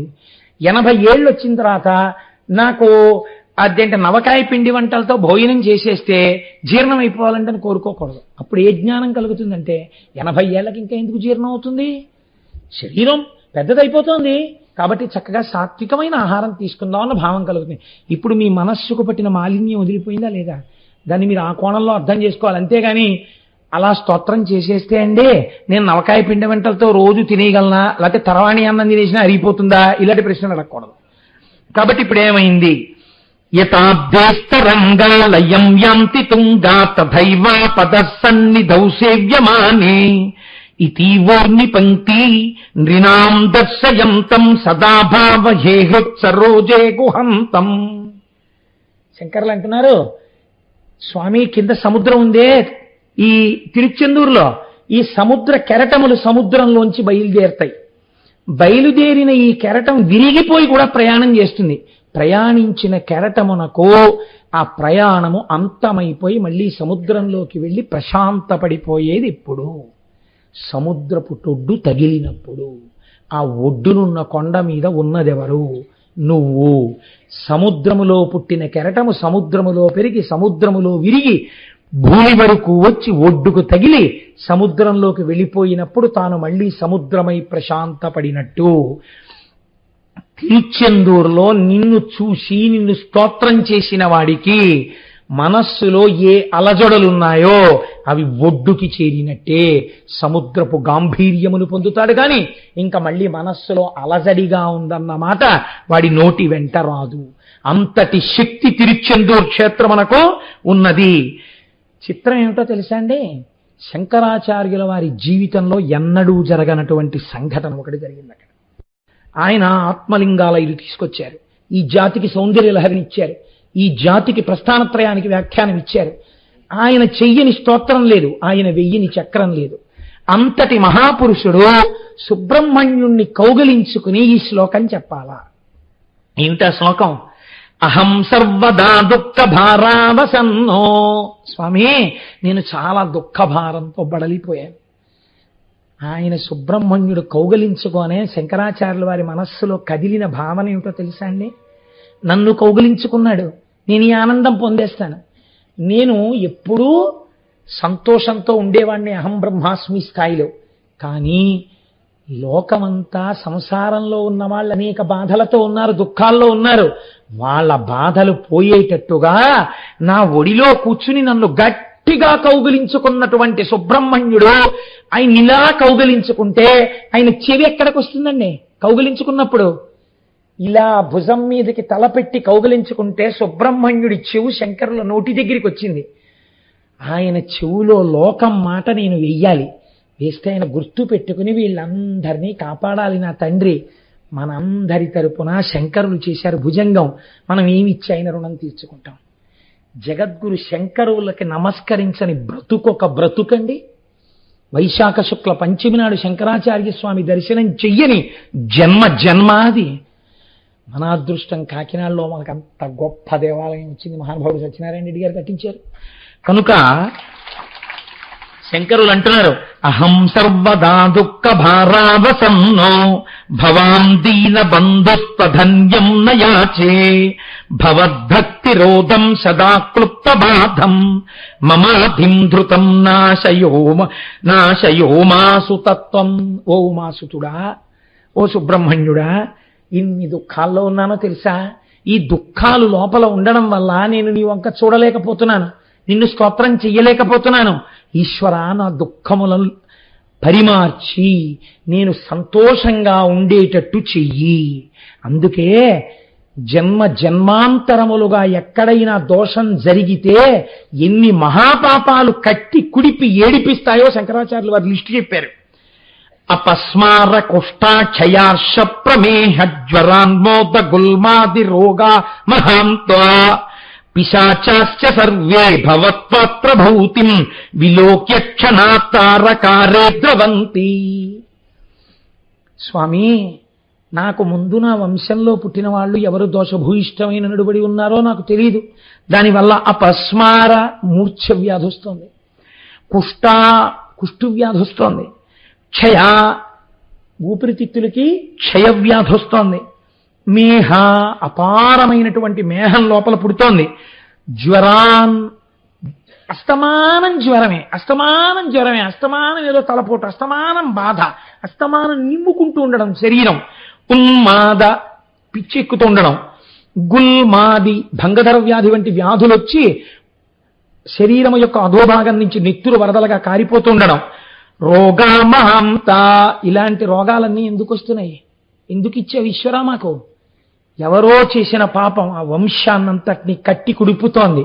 ఆయన చెవులో చెప్పుకుంటున్నారు మనందరి తరపున, నీవనుగ్రహించి నా చేత పలికిస్తున్న భుజంగంలో నిన్ను నమ్మి చెప్తున్నాను, ఇది ఎవరు చదువుతారో వాళ్ళకి అవన్నీ లేకుండా తీసే ఆ బాధలని. ఆ వంశంలో ఎక్కడో ముందు జరిగిన పాపాలు దగ్ధం చేసేయి, ఇంకా వంశం బాధపడకుండా చేసేయి, ఇది నాకు నువ్వు ఇవ్వవలసిన వరం అని భుజంగంలో అడిగారు శంకరాచార్యుల వారు. అందుకే మనకి రోగం ఉంది, ఔషధం ఉంది. ఇవాళ మన దరిద్రం ఏమిటంటే ఔషధాన్ని సేవించడం మనం మానేసి రోగం తగ్గమంటే ఎందుకు తగ్గుతుంది? శంకర భగవత్పాదులు మందులన్నీ ఇచ్చినటువంటి గొప్ప ఫిజీషియన్. మనకి ఇవాళ ఆ ఔషధాలు మనం సేవించట్లేదు. సుబ్రహ్మణ్య భుజంగ స్తోత్రం చదువుకుంటే వంశాలు ఎందుకు నిలబడవండి? సుబ్రహ్మణ్య భుజంగ స్తోత్రం చదువుకుంటే ఎందుకు మనకు అంతంత బాధలు వస్తాయి? ఏదో పెద్ద రోగం రావలసింది, చిన్న రోగంతో ఈశ్వరుడు తీసేస్తాడు. ప్రతిరోజు సుబ్రహ్మణ్య భుజంగం ఇంట్లో చదివి తీరాలి యజమాని అన్నవాడు. కాబట్టి ఇటువంటి రోగాలన్నింటినీ తీసేయి తండ్రి. నమక్కేసి నేశక్త ఏ చాపి తుభ్యం నమచ్చాట తుభ్యం నమక్కుక్కుటాయ నమస్సింధవే సింధు దేశాయ తుభ్యం పునఃస్కందమూర్తే నమస్తే నమోస్తు. నిజంగా అసలు ఆ భుజంగం ఉంటుందండి. నాకు ఈ భయంతోటే నేను తీసుకురాలేదండి. అది నిజంగా ఆయన ఎక్కడి వరకు అడిగారో తెలుసా అండి? భుజంగంలో, నా మరణకాలమునందు యమదూతలు వచ్చి నా ప్రాణములను పట్టుతున్నప్పుడు నేను బెంగ పెట్టుకోవలసిన అవసరము లేకుండా 6 ముఖములతో నవ్వుతూ కనపడి నన్ను నువ్వు తీసుకెళ్ళాలి. వాళ్ళు కనపడకూడదు, నువ్వు ఉన్నావు నీ చెవిలో లోకం తరపున చెప్తున్నాను. ఇది ఎవరు చదివితే వాళ్ళందరినీ నేను అలా అనుగ్రహిస్తానన్నాడు స్వామి. కాబట్టి శంకరాచార్యుల వారు మనం మర్చిపోతామేమో అని తాను చేసిన స్తోత్రానికి తాను ఫలశ్రుతి చెప్పారు. భుజంగాఖ్య వృత్తేన క్లుప్తం స్తవం యత్పటేద్భక్తి యుక్తో గుహం సంప్రణామ్య సుపుత్రాన్ కలత్రాన్ ధనం దీర్ఘమాయు లభే స్కంద సాయుజ్యమంతే నరస్సహ. ఎవరు నమ్మి శంకరాచార్యకృతమైనటువంటి ఈ సుబ్రహ్మణ్య భుజంగాన్ని ప్రతిరోజు ఇంటిలో యజమాని కాని యజమానురాలు కాని సుబ్రహ్మణ్యుణ్ణి కాని ఒక పావుని కాని ఆయన రూపంలో వెలిసినటువంటి క్షేత్రాలున్నాయి. పావంటే ఫోటోలు తీసి పట్టరమని కాదు, మళ్ళీ అదొక దోషమై కూర్చుంటుంది. ఒక మల్లవర క్షేత్రంలో వెలిసినటువంటి ఫోటో ఉంది. అటువంటి ఫోటోని పూజామందిరంలో పెట్టి పూజించి అతి క్లుప్తముగా చెప్పబడినటువంటి ఈ భుజంగ స్తోత్రాన్ని ఎవరు రోజు ఒక్కసారి చెప్తున్నారో, భక్తితో చెప్తున్నారో, నమ్మి చెప్తున్నారో, లోకం కోసం కౌగిలించుకున్న సుబ్రహ్మణ్యుడికి శంకరులు మన తరపున చెప్పుకున్నారని నమ్మి చెప్పుకుంటున్నారో అటువంటి వారికి సుపుత్రాన్, వారి వంశం ఆగదు, మంచి కొడుకు పుడతాడు. కలత్రాన్, మంచి భార్య వస్తుంది. ధనం కలుగుతుంది. దీర్ఘమాయు, దీర్ఘమైన ఆయుర్దాయం ఉంటుంది. లభే స్కంద సాయుధ్యమంతే నరస్సహ. అంత్యమునందు శరీరం అన్నది ఎప్పుడో ఒకప్పుడు పడిపోవాలి కాబట్టి దీర్ఘాయుర్దాయము తరువాత ఈ శరీరము పడిపోతుండగా ఈశ్వరుడైనటువంటి ఆ స్కందునిలో మనం కలిసిపోయేటటువంటి అదృష్టము కలుగుతుంది. కాబట్టి ఈ సుబ్రహ్మణ్య భుజంగాన్ని చేసుకోండి అని ఆ తిరుచెందూరు క్షేత్రంలోనే లోపల దర్శనం చేసి సుబ్రహ్మణ్య తత్వమంతా చెప్పి సుబ్రహ్మణ్య భుజంగాన్ని శంకరాచార్యుల వారు మనకిచ్చారు. మీకు నేను ఆశ్చర్యకరమైన సందర్భం చెప్తాను, మీరు నమ్మి నా యందు వినండి. సుబ్రహ్మణ్య భుజంగ స్తోత్రంలో ఒక శ్లోకం ఉంది. అందుకే నేను చెప్పాను తిరుచెందూరులో విభూత్యాభిషేకం ఎక్కువగా చేస్తారు అని. ఇప్పుడు రేపటి రోజున మనం కూడా విభూత్యాభిషేకం చేస్తాం. ఎందుకో తెలుసా అండి? సుబ్రహ్మణ్యేశ్వర స్వామి వారికి అభిషేకము చేయబడిన లేదా సుబ్రహ్మణ్య క్షేత్రమునందు ప్రసాదముగా ఇయ్యబడిన విభూతిని ఇంట తెచ్చి ఒక ఆకులో మీరు ఏ మూల పెట్టినా సరే ఆ ఇంటికి కాంపౌండ్ వాళ్ళు ఎంత దూరం వరకు ఉందో అంతవరకు భూత ప్రేతములు ఇలా చూడ్డానికి భయపడి వెళ్ళిపోతాయి. అంత శక్తివంతం సుబ్రహ్మణ్య భుజంగంలో శంకరాచార్యులు వారు చెప్పారు. పిల్లలకి అనారోగ్యం వస్తే రక్ష సుబ్రహ్మణ్యుడి యొక్క విభూతి ఇంట్లో ఉంటే కాస్త రోజు పిల్లలకి చక్కగా 3 గీతలు పోనీ అలా పెట్టుకోవడానికి మాకు మొహమాటం అండి. అంటే కనపడకుండా పోనీ 3 విభూతి రేఖలు పెట్టడం అలవాటు చేసినా చక్కగా పిల్లలకి మంచి ఆలోచనలు వచ్చి సుబ్రహ్మణ్య భక్తులై వాళ్ళు వంశానికి కీర్తి తీసుకొస్తారు. ఆ విభూతి అంత గొప్పది. కాబట్టి అటువంటి సుబ్రహ్మణ్య స్తోత్రాన్ని మనకి మహానుభావుడు శంకర భగవత్పాదాచార్య స్వామి వారు తిరుచెందూరు క్షేత్రంలోనే ఇచ్చారు. అలాగే పళని అని ఒక క్షేత్రం, ఈ పళని అన్న క్షేత్రంలోనే ఈ కావడి ఉత్సవం ప్రారంభమైందండి లోకంలో. అప్పటి వరకు ఈ కావడి ఉత్సవం లేదు. ఈ కావడి ఉత్సవం దేని వల్ల వచ్చింది అంటే ఒక ఆశ్చర్యకరమైనటువంటి సంఘటన ఒకటి జరిగింది. పూర్వకాలంలో దేవదానవ యుద్ధం జరిగినప్పుడు రాక్షసులు చాలా మంది నిహతులైపోయారు. అందులో ఇడుంబుడు అనబడేటటువంటి ఒక రాక్షసుడు మాత్రం అగస్త్య మహర్షి యొక్క పాదాలు పట్టుకున్నాడు. అగస్త్య మహర్షికి ద్రవిడ వ్యాకరణం సుబ్రహ్మణ్యేశ్వర స్వామి వారే నేర్పారు. కాబట్టి సుబ్రహ్మణ్యుడు గురువు అగస్త్యుడికి. కాబట్టి ఈ ఇడుంబుడు అగస్త్యుడి కాళ్ళు పట్టుకుంటే అగస్త్య మహర్షి సంతోషించారు. వీడిలో ఉండిపోయిన కొద్ది రాక్షస భావాల్ని తీసేయాలి అనుకున్నారు. సాధారణంగా ఏం చేస్తారంటే తన వల్ల కాని పని ఎవరికి అప్పచెప్తారండి? తన గురువుకి అప్పచెప్తారు. గురువుగారి దగ్గరికి ఒకసారి పంపిస్తే గురువుగారు ఏం చేస్తారు? వీడిలో ఉన్న ఈ మిగిలిన మాలిన్యం కూడా తీసేస్తారు. ఇప్పుడు ఈయన్ని చంపేయడం కాదు, బాగు చేయాలి. కాబట్టి అగస్త్యుడు ఏం ఆలోచించాడంటే వీడిలో ఇంకా కొద్దిగా ఆసురీ ప్రవృత్తి ఉంది, నా దగ్గర ఉన్న మారట్లేదు. లోకములన్నిటికీ గురు పరంపర ఎక్కడ ప్రారంభం? సదాశివ సమారంభాం శంకరాచార్య మధ్యమాం. కాబట్టి శంకరుడి దగ్గరికి పంపుతాను అని, ఒరే నువ్వు ఒక్కసారి ఆ కైలాస పర్వతం దగ్గరికి వెళ్ళు. అక్కడ శివగిరి సత్యగిరి అనబడేటటువంటి 2 కొండలు ఉన్నాయి. దాన్ని శక్తిగిరి అని కూడా అంటుంటారు. ఆ 2 కొండలు నేను కైలాసం నుంచి వచ్చినప్పుడు తీసుకొద్దాం అనుకున్నాను, కానీ కుదరలేదు. నువ్వు ఒక కావిడి పట్టుకెళ్ళి ఈ 2 కొండల్ని 2 కావిడి తట్టల్లో పెట్టుకుని నువ్వు తీసుకుని రారా నేనున్న చోటికి అన్నారు. అంటే ఈయన వెళ్ళాడు, ఒంట్లో బలం ఉంది కదా, ఆ చిన్న చిన్న కొండల్ని తీసి కావిడిలో పట్టుకుని మోసుకొచ్చేస్తున్నాడు.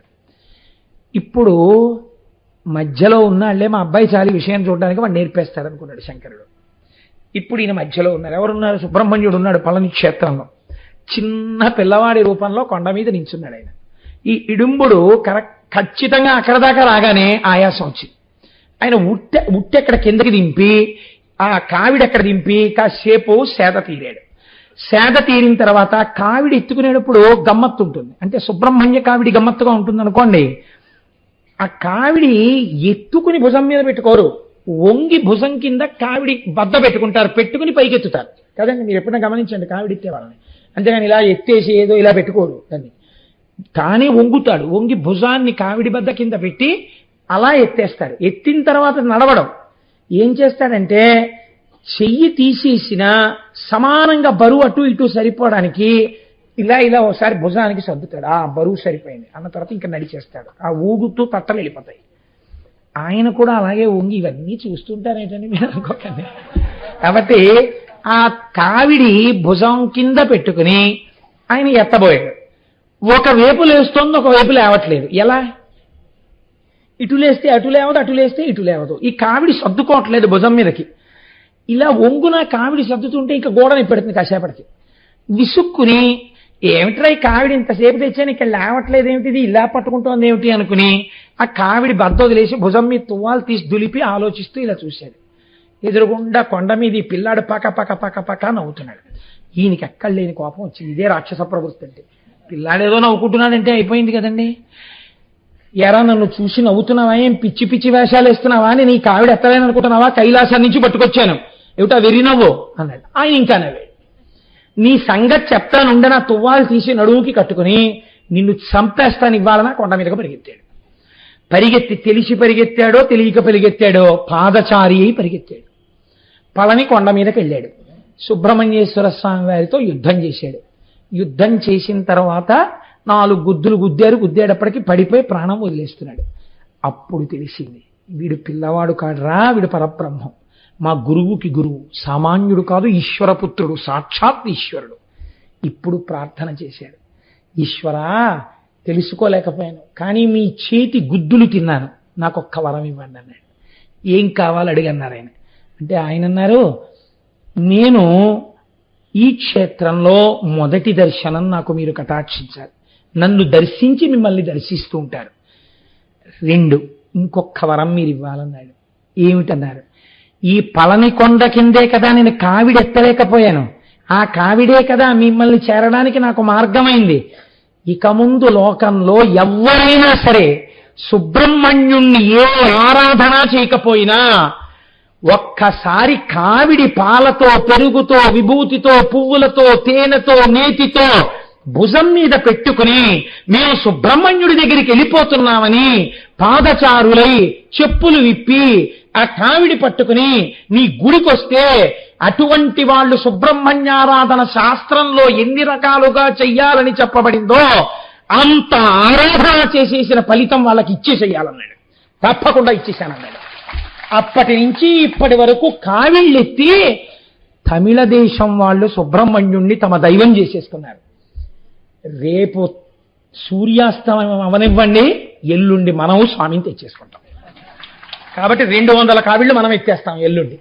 కావిడికి అంత శక్తి రావడానికి కారణం అది. అది సుబ్రహ్మణ్యుడు ఇచ్చినటువంటి వరం. కాబట్టి 6 క్షేత్రములలో పళని జ్ఞానమును కటాక్షిస్తుంది.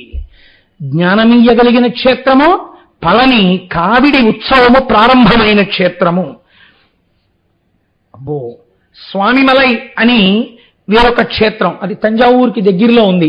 ఈ స్వామిమలై అసలు స్వామి అన్నమాట అమరకోశం ప్రకారం ఒక్క సుబ్రహ్మణ్యుడిదేనండి. ఎందుచేతనంటే దేవసేనాపతి శూర స్వామి గజముఖానుజ అని స్వామి అన్నమాట సుబ్రహ్మణ్యుడిది. ఆ తర్వాత మిగిలినటువంటి స్వరూపాలు కూడా తీసుకున్నాయి. అయితే దానికి ఏం పెద్ద దోషం పట్టక్కర్లేదు, అన్ని సుబ్రహ్మణ్య స్వరూపాలే అనుకున్నప్పుడు మీకు వచ్చిన ఇబ్బంది ఏముంది? వెంకటేశ్వర స్వామి, నరసింహస్వామి, పరమేశ్వర స్వామి, సుబ్రహ్మణ్యేశ్వర స్వామి, అన్నీ ఆ స్వామి. కాబట్టి ఆ సుబ్రహ్మణ్యేశ్వర స్వామి అని పిలవక్కర్లా, స్వామి అంటే అది సుబ్రహ్మణ్యుడికి చెందుతుంది ఆ నామం అని చెప్పింది అమరకోశం. ఇటువంటి మహానుభావుడు స్వామిమలైలో వెలిసి ఉన్నాడు. ఈ స్వామిమలైలో చిత్రం ఏమిటో తెలుసా అండి? ఈయన చిత్రమైన పనులు కొన్ని చేశాడు. ఒకానొకప్పుడు స్వామి కైలాసంలో ఉండగా చతుర్ముఖ బ్రహ్మగారు వచ్చారు. 4 ముఖాలతో వేదం చెప్తుంటావు కదా, బ్రహ్మమనగా నేమి అని అడిగారు ఆయన. అంటే ఆయన అన్నారు బ్రహ్మమనగా నేని అన్నారు. అంటే ఆయన వెంటనే ఏం చేశాడంటే, వేదాలు చెప్తున్నావు కానీ నీకు బ్రహ్మమర్థము కాలేదు అని తీసుకెళ్ళి కారాగారంలో పారేశారు. పారేస్తే శంకరుడు వచ్చి, తప్పు కదా, చతుర్ముఖ బ్రహ్మగారిని లోపల పారేస్తావా? ఇది సుబ్రహ్మణ్య భుజంగంలో కూడా ఉందండి, బ్రహ్మని అధిక్షేపించిన వాడా అని. జ్ఞానమునందు దోషం ఉండొచ్చు కించిత్, అంత మాత్రం చేత అలా చేయకూడదు కదా, విడిచిపుచ్చు అన్నారు. వెంటనే విడిచిపెట్టి, నా వలన మహాపరాధం జరిగింది, నేను ఎంత మీ కుమారుడనైనా చతుర్ముఖ బ్రహ్మగారిని నేను అలా అవమానించకూడదు, ఆయనకి చేసిన అవమానానికి నేను ప్రాయశ్చిత్తం పొందుతానని సర్పరూపి అయి వచ్చి పడుకున్నారు. పడుకుంటే ఆయన్ని పిల్లలు పెద్దలు అందరూ రాళ్లతో కొట్టేవారు. ఆ దెబ్బలు తింటూ అలా పడున్నారు సర్పరూపంలో.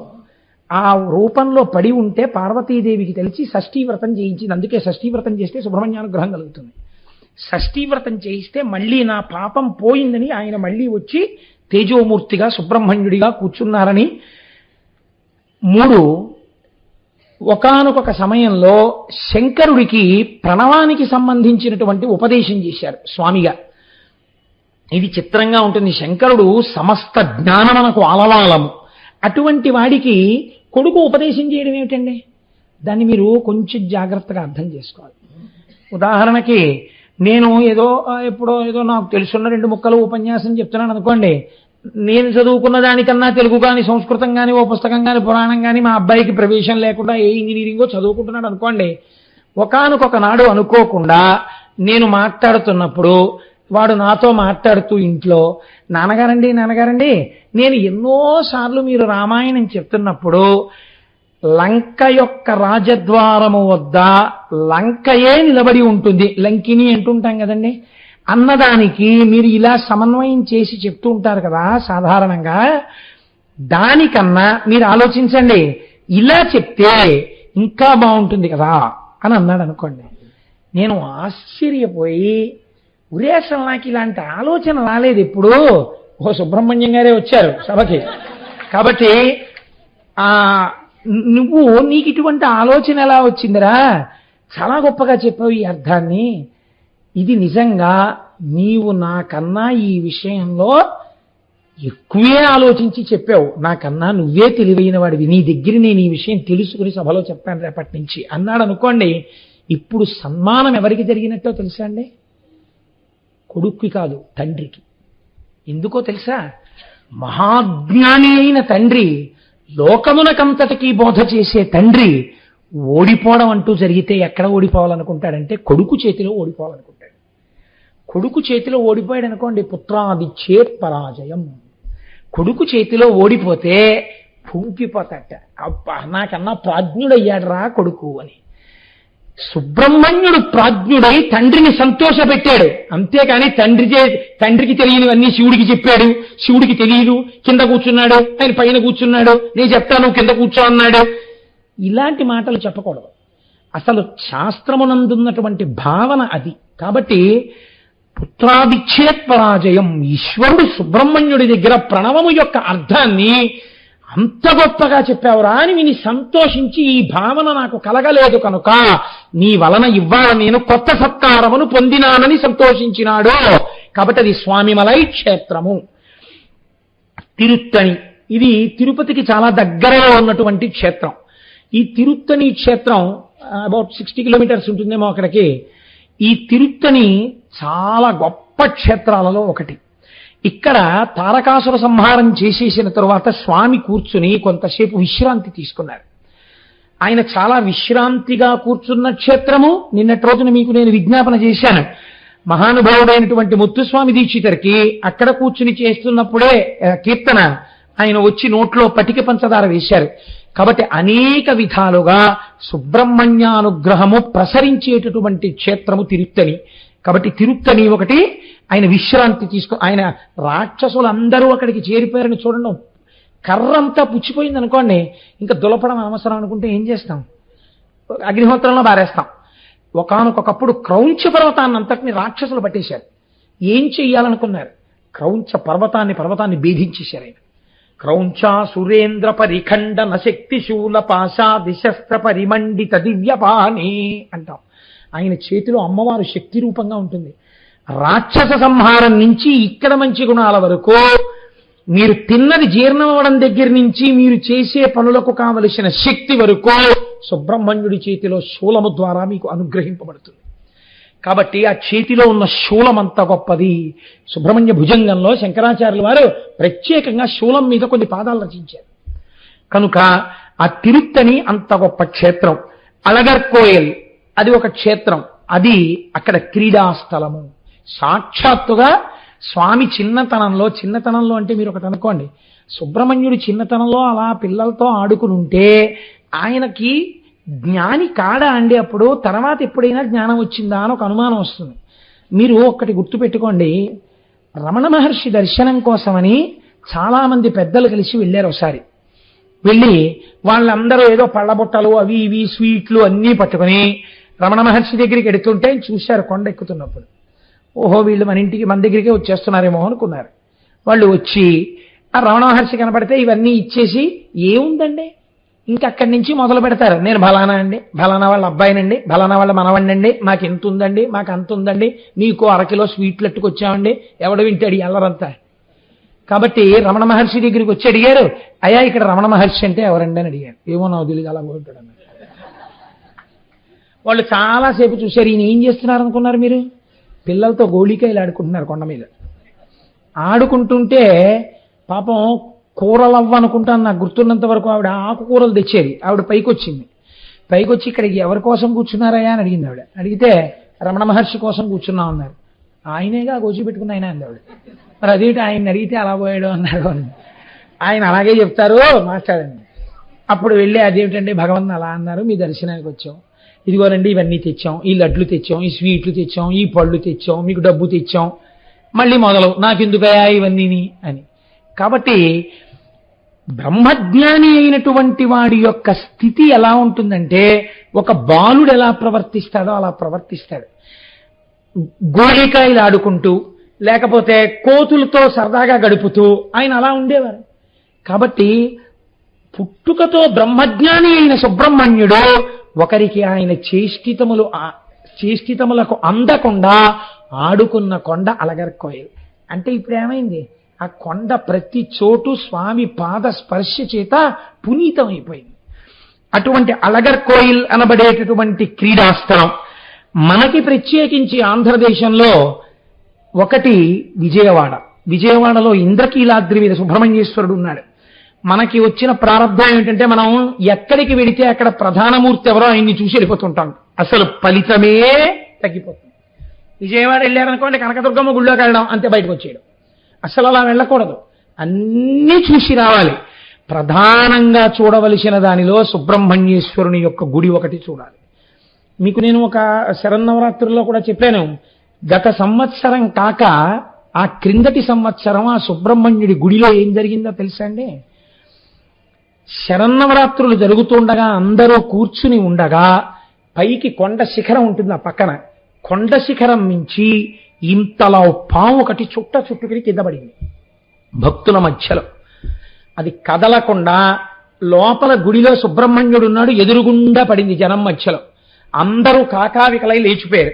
అది ఏమీ అనకుండా పడగెత్తి అలా సుబ్రహ్మణ్యుడి వంక చూసి ఒక్కసారి చుట్టూ చూసి, ఈలోగా మన వాళ్ళకి అలవాటు కదా, పాము వచ్చిందని కర్రలు బడితలు పట్టుకుని వచ్చారు అంతే. అలా పాక్కుంటూ ఆ కొండ పాదం చెట్లల్లోకి వెళ్ళింది.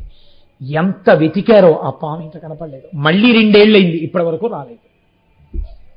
కాబట్టి ఇంద్రకీలాద్రి మీద వెలిసినటువంటి సుబ్రహ్మణ్య క్షేత్రము చాలా శక్తివంతము అని మనకి శాస్త్రం చెప్తోంది. మనకి చాలా దగ్గరలో ఉన్న వాటిలో పరమ పావనమైన సుబ్రహ్మణ్య క్షేత్రము బిక్కవోలు. బిక్కవోలులో ఉన్న సుబ్రహ్మణ్యుడు కూడా పరమశక్తివంతుడు. నేను ఆ దేవాలయానికి వెళ్ళినప్పుడు నాకు అక్కడ ఉండేటటువంటి అర్చకులు చెప్పారు కూడా, అక్కడ ఆ క్షేత్రంలో ఉండే స్వామి యొక్క వైభవం గురించి. మూడవది మల్లవరం. ఇక్కడే మన చేబ్రోల్ దగ్గర నుంచి వెడుతుంటే ఉంటుంది ఇప్పటికీ. అక్కడ పెద్ద సర్పం ఒకటి దర్శనమిచ్చి ఎదురుగుండా ఉన్న కోనేటిలో స్నానం చేసి వచ్చి శివలింగాన్ని చుట్టుకునేది.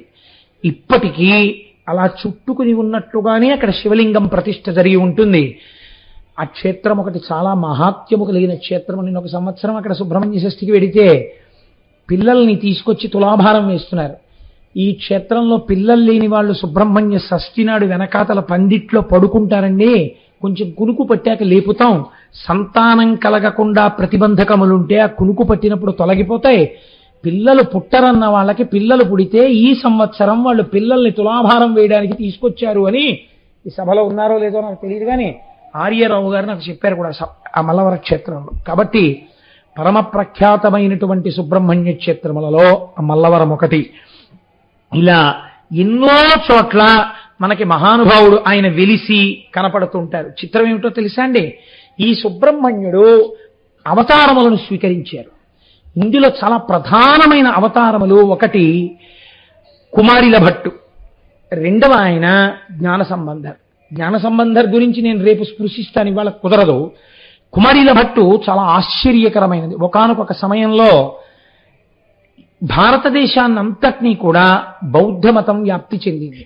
బౌద్ధమత వ్యాప్తి గురించి ఆందోళన చెందడం సనాతన ధర్మంలో దేని కొరకు అంటే, బౌద్ధము వేదాన్ని అంగీకరించదు. వేదము ప్రమాణము కాదు అంటే నాస్తికుడు అని పిలుస్తారు. వేదం అంగీకరించనిది, వేదము యొక్క ప్రమాణమును అంగీకరించనిది నాస్తికమవుతుంది. బౌద్ధం వైపుకు వెళ్ళిపోతే నాస్తికులైపోతారని నాస్తిక మతాన్ని ఖండించి తిరిగి ప్రజలలో కర్మ యొక్క నియతిని ఏర్పరిచి మళ్ళీ అందరినీ వేద మార్గంలో నడిపించడం కోసమని సుబ్రహ్మణ్యేశ్వర స్వామి వారు కుమారిల భట్టుగా వెలిశారు. ఆయన ప్రయాగ క్షేత్రంలో పుట్టారు. ఏదైనా తెలుసుకోకుండా ఖండిస్తే దాని వలన మర్యాద ఉండదు. బాగా తెలుసుకుని ఖండించాలి. అందుకని వారు ఒక బౌద్ధారామమునందు చేరారు. అది 7 అంతస్తుల ప్రాకారం కలిగినటువంటి ఆరామం. అక్కడ అనేక మంది బౌద్ధులు ఉండేవారు. వాళ్ళు వేదము కాని, యజ్ఞము కాని, యాగము కాని, ప్రార్థన కాని, స్తోత్రం కాని ఇవి వాళ్ళు అంగీకరించారు. అక్కడ కూర్చుని గురువు గారి దగ్గర ఆయన వింటున్నారు. సనాతన ధర్మాన్ని ఖండించినటువంటివి వినపడినప్పుడల్లా, వాటి గురించి చెప్పినప్పుడల్లా ఈయన ఏడుస్తూ ఉండేవారు కుమారిల భట్టు. ఏడుస్తుంటే గురువులు అడిగారు, ఎందుకు ఏడుస్తున్నావు అని అడిగారు. అడిగితే ఆయన అన్నారు, ఎంత గొప్పగా ఖండించారు సనాతన ధర్మంలో విషయాలని అని సంతోషంతో ఆనంద భాష్పాలు కారుస్తున్నాను అని అబద్ధం చెప్పారు. ఎందుకని? అసలు ఆ మతంలో ఉన్నదేదో తెలుసుకుంటే తప్ప ఖండించడం కుదరదు. పూర్వం అంటే అటువంటి కర్మనిష్ట ఉండేది. ఇప్పుడు 4 శ్లోకాలు 2 పద్యాలు చదవడం రాకపోయినా, అసలు అవతల మతంలో గొప్పతనం ఏముందో తెలియకపోయినా, అవతల మతానికి ఉన్న ప్రస్థానత్రయం అంటే ఏమిటో తెలియకపోయినా అవతల మతం మీద దుమ్మెత్తి పోసేయచ్చు. అంతటి హీన స్థితికి వాళ్ళ మనం దిగజారిపోయాం, కలియుగం కదా కాబట్టి. కానీ కుమారిల భట్ అటువంటి వారు కారు. వారు తెలుసుకుని ఖండించాలనుకున్నారు. ఏది చెడో దాన్ని మాత్రమే ఖండించాలనుకున్నారు అని గురువు గారి దగ్గర వారు నేర్చుకున్నారు. బాగా నేర్చుకున్న తర్వాత శిష్యులు గురువులు కనిపెట్టారు, ఈయన బౌద్ధుడు కాడు, ఈయన బ్రాహ్మణుడు, ఈయన సనాతన ధర్మమునందు మక్కువ ఉన్నవాడు, వేదమంటే చాలా ప్రీతి కలిగినవాడు, ఈయన కేవలం మన మతం గురించి తెలుసుకోవడానికి మనలో చేరాడు. కాబట్టి ఇవ్వాలో రేపో కుశాగ్ర బుద్ధి కనుక మనతో వాదనకి దిగుతాడు. అప్పుడు మనం ఈయన్ని తట్టుకోవడం కష్టం. కాబట్టి ఆయన ఈ స్థితిని పొందకముందే ఈయన్ని చంపేస్తే గొడవ వదిలిపోతుంది అనుకున్నాడు. మాటలలో పెట్టి మాట్లాడుతూ 7వ అంతస్తుకి తీసుకెళ్లారు.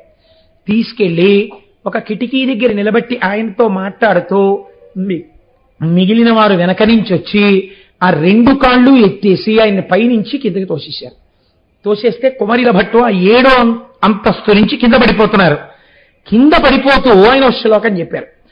పతం పతం సౌధతలాన్యరోహం యది ప్రమాణం శ్రుతయో భవంతి జీవేయమస్మిన్ పతితో సమస్తలే మజ్జీవనే తచ్ఛృతి మాన్యతాగతి అన్నారు. వేదమే ప్రమాణమైతే, సనాతన ధర్మము సత్యమైతే, వేదములో చెప్పబడినవన్నీ సత్యములే అయితే, అది అనుష్ఠించవలసిన మతమైతే, నేను కింద పడినప్పుడు మరణించకుందునుగాక అంటూ పైనుంచి కింద పడిపోయారు. కింద పడిపోయారు కానీ 7 అంతస్తుల నుంచి ఆయనకి ఏమీ అవ్వలేదు. కానీ కంట్లో రాయి గుచ్చుకుని నెత్తురు వచ్చింది. ఆయన వెంటనే వేదమాతని ప్రార్థన చేసి అన్నారు, నువ్వు ప్రమాణమైతే నేను మరణించకూడదన్నాను. నేను మరణించలేదు, బతికాను. నువ్వు ప్రమాణమని నిరూపించావు, చాలా సంతోషం. కానీ ఈ రాయి నా కంట్లో ఎందుకు గుచ్చుకోవాలి అని అడిగారు. మనకి పురాణాల్లో అశరీరవాణి పలికింది, అశరీరవాణి పలికింది అంటారు. అశరీరవాణి అంటే వేదం. ఇప్పుడు వేదము అశరీరవాణి అయి పలికింది. ఎలా పలికింది? వేదము మనకి ప్రమాణం అండి. వేదం ఎలా పలుకుతోంది? వేదంలో ఉన్నాయన్నీ. ఈ వేదము మొట్టమొదట ఈశ్వరుడు చెప్పాడు. ఎవరికి చెప్పాడు? ఋషులకు చెప్పాడు. ఎలా చెప్పాడు? ఏ రూపము లేకుండా వారికి వినపడేటట్టుగా వారి చెవిలో చెప్పాడు. కాబట్టి అది అప్పటి నుంచి వినబడుతూ గురువు దగ్గర శిష్యుడు, గురువు దగ్గర శిష్యుడు, గురువు దగ్గర శిష్యుడు వింటూ వెళ్ళింది. కాబట్టి శృతి అని పేరు వచ్చింది. వింటూ స్వరం తెలుసుకుని పలికారు కనుక దానికి శృతి, శృతి ప్రమాణము. ఇటువంటి శృతి ప్రమాణమైతే చావకూడదంటే చావలేదు, కానీ నా కన్నెందుకు దెబ్బతింది అని అడిగారు ఆయన. అంటే అశరీరవాణి అయి వేదమంది, యదీతి సందేహ పద ప్రయోగాత్ వ్యాజేవ శాస్త్రశ్రవణాక్షహేతో మమోక్షదేశాత్ పతతో వ్యనక్షీత్ తదేక చక్షుర్విధి కల్పనాసా. నువ్వు పైనుంచి కింద పడిపోయేటప్పుడు వేదమే ప్రమాణమైతే అంటూ పడ్డావు. వేదము ప్రమాణము కనుక నేను మరణించను అనలేదు. చిన్న అనుమానం పెట్టుకున్నావు, చిన్న అనుమానముతో పడ్డావు కనుక ఆ చిన్న అనుమానము నీ శ్లోకమునందు ఉండరాదు. యదీతి, యది అన్న మాట నీ శ్లోకంలో ఉంది, అందుకని బతికావు. కంట్లో రాయి గుచ్చుకుంది అంటే వేదం చదువుకున్నవాడు వేదమునందు అంత పూనికతో, అంత నమ్మకంతో ఉండాలి. ఇప్పుడు కుమారిల భట్టుకి కంటికి దెబ్బ తగిలింది, కానీ వేదము ప్రమాణమైంది. అప్పటి నుంచి అందరూ మళ్ళీ కర్మానుష్ఠానము, యజ్ఞము, యాగము, దానము ఇవన్నీ మొదలుపెట్టారు. కానీ శంకర భగవత్పాదుల యొక్క అంశ కుమారిల భట్టు కన్నా పై స్థాయిది. ఎందుకో తెలుసా అండి?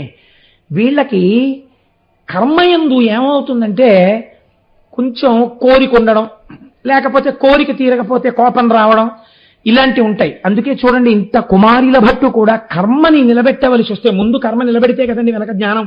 అందుకని కర్మ నిలబెట్టవలసి వచ్చింది. కర్మ నిలబెట్టవలసి వస్తే అప్పుడప్పుడు కళ్ళమ్మట నీళ్ళు వచ్చాయి.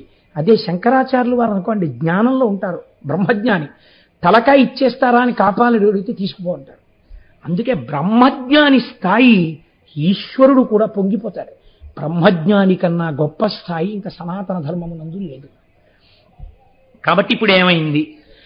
ఈ కుమారిల భట్టు దగ్గరికి వచ్చి కర్మ గురించి మీరు వ్యాప్తి చేశారు కనుక జ్ఞాన మార్గము గొప్పది అని చెప్పడానికి శంకరాచార్యుల వారు కుమారిల భట్టు దగ్గరికి వచ్చారు.